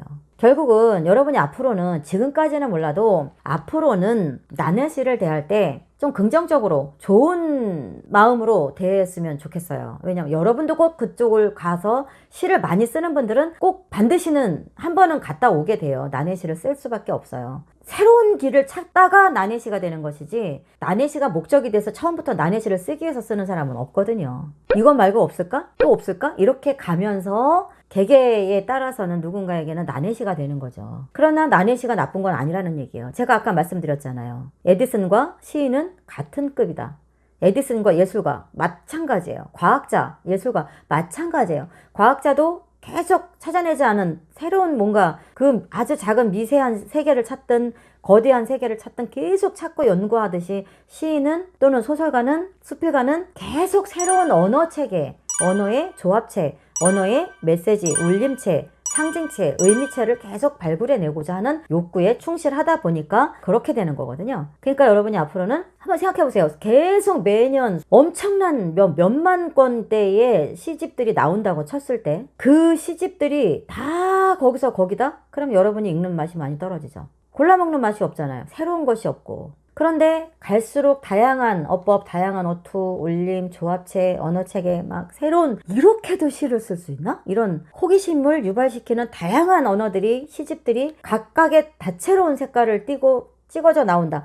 그럼 독자들이 굉장히 행복한 시대인 거예요. 읽을 게 많으니까, 접할 게 많으니까, 다양한 시를 골라 먹을 수 있으니까. 그래서 결국은 난해시, 해체시, 하이브리드 시는 여러분에게 굉장히 좋은 순기능적 역할을 많이 할 것이다. 또 하고 있다라는 겁니다. 아시겠죠? 저는 오늘 수업은 여기까지 하고 다음 수업부터는 여러분이 기대하고 기대했던 소설 창작으로 돌아오겠습니다. 감사합니다. 다음에 만나요. 여러분 안녕하세요. 시와 소설을 쓰는 김명희입니다. 제가 잠시 분주했던 사이에 달력을 열고 나온 봄이 이미 지하 저쪽에서 색색의 물감을 펌프질하고 있네요. 이제 곧 나무들의 종아리에도 푸른 물이 들겠죠? 그동안에 옮겨야지 하고 있었어요. 원래 이 소울문학TV가 우리 PD님께서 저를 많이 도와주셨어요. 그래서 제가 오래도록 이 여러 가지로 민폐를 끼치면 안 되겠다 그런 생각도 했고요. 이 채널이 소울문학 PD님의 채널이다 보니까 여러분들이 소중한 댓글을 달아주실 때 저에게 알람이 오지 않기 때문에 즉석으로 굉장히 유기적으로 답변을 못 드리고 하는 경우가 적지 않았거든요. 그때마다 굉장히 바쁘신 PD님이 정성 어린 댓글을 많이 달아주시고 했어요. 그래서 제가 항상 감사했고요. 죄송하기도 했고요. 그래서 이제 그 전부터 피디님께도 이제 의논을 드리고 했던 부분인데, 이번에 릴레이 소설 쓰기를 시작하려다가 그러면 이왕 옮길 거면 제가 빨리 제 채널을 만들어서 중간에 하는 것보다 지금 옮겨놓고 새로운 집에서 소설 창작 강의를 들어가야 되겠다, 그런 의견이 모아졌어요. 그래서 이제 제가 한참 만에 인사를 드리고 있네요. 지금 이사갈 준비하고 자료들 옮기고 세단장 하느라 조금 바빠요. 여러분 보고 싶은데 지금 잠깐 참고 있어요. 문학 창작 강의 전문 채널로 한번 만들어 봐야 되겠다 그 생각을 갖고 있었는데, 올 봄에 새로운 계절이 시작되듯이 저도 제대로 된 전문 문학 채널을 출발하려고 지금 준비 중입니다. 그곳에서 제대로 소설 강의, 소설 쓰기를 시작하려고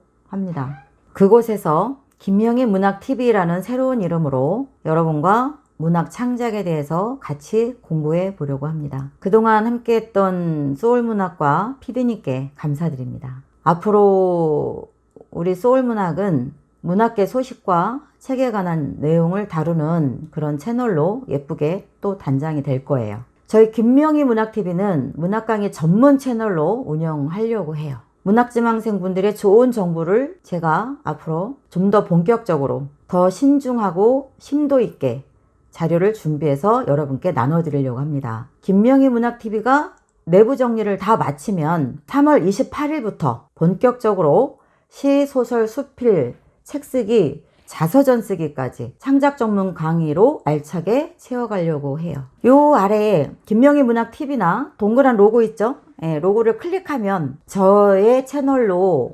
오셔서 구독할 수 있게 될 거예요. 조금만 기다려 주시면 제가 새롭게 옮겨진 예쁘게 단장된 김명희 문학 TV 채널에서 시창작 번외 특강 계속 이어갈 거고요. 시창작 번외 특강은 지금도 자료가 계속 쌓여가고 있어요. 굉장히 많아요. 여러분이 지금 시창작 강의가 다 끝났다고 생각하시면 안 돼요. 실질적으로 이론에 입각한 내용들이 지금 이제 약간 끝나가는 것이고, 여러분들이 시를 쓰면서 계속 끊임없이 알고 터득하고 유념해야 될 부분들이 굉장히 많거든요. 그것도 제가 굉장히 깊이 있게 고퀄리티로 준비하고 있으니까 시창작에 관심 있는 우리 구독자분들 다 그쪽으로 오셔서 공부하셔야 돼요. 계속. 그리고 소설 창작 강의도 관심 있는 분들 공부하셔야 되고, 또 하나는 뭐냐면 제가 말씀드렸듯이 저는 시를 먼저 쓰고 소설을 썼잖아요. 그래서 제가 갖고 있는 특별한 노하우가 많다. 그래서 시 공부와 소설 공부를 어느 한 가지도 등한시하면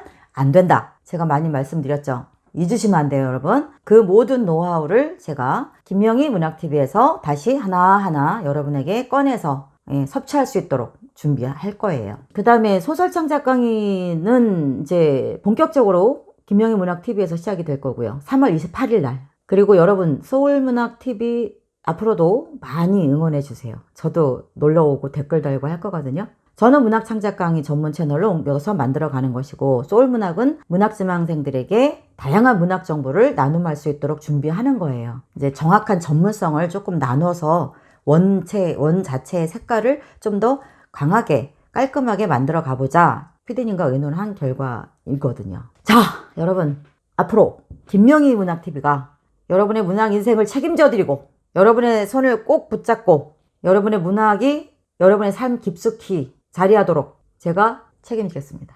아시겠죠? 네, 제가 책임질게요. 여러분 문학 인생 제가 책임지겠습니다. 제 손 붙잡고 놓지만 않으시면 됩니다. 제가 약속합니다. 지금까지 김명희 문학TV 채널로 옮기게 된 소식을 전해드렸고요.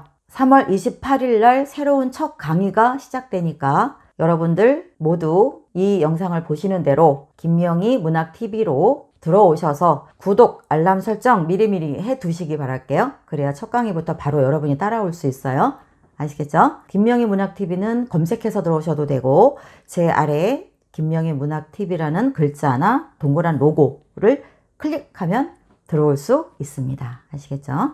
자, 3월 28일에 여러분 모두 만납시다. 어디에서? 김명희 문학TV에서. 아시겠죠? 오세요. 기대해 주시고요. 첫 출발 힘차게 저랑 한번 함께 하시죠. 안녕.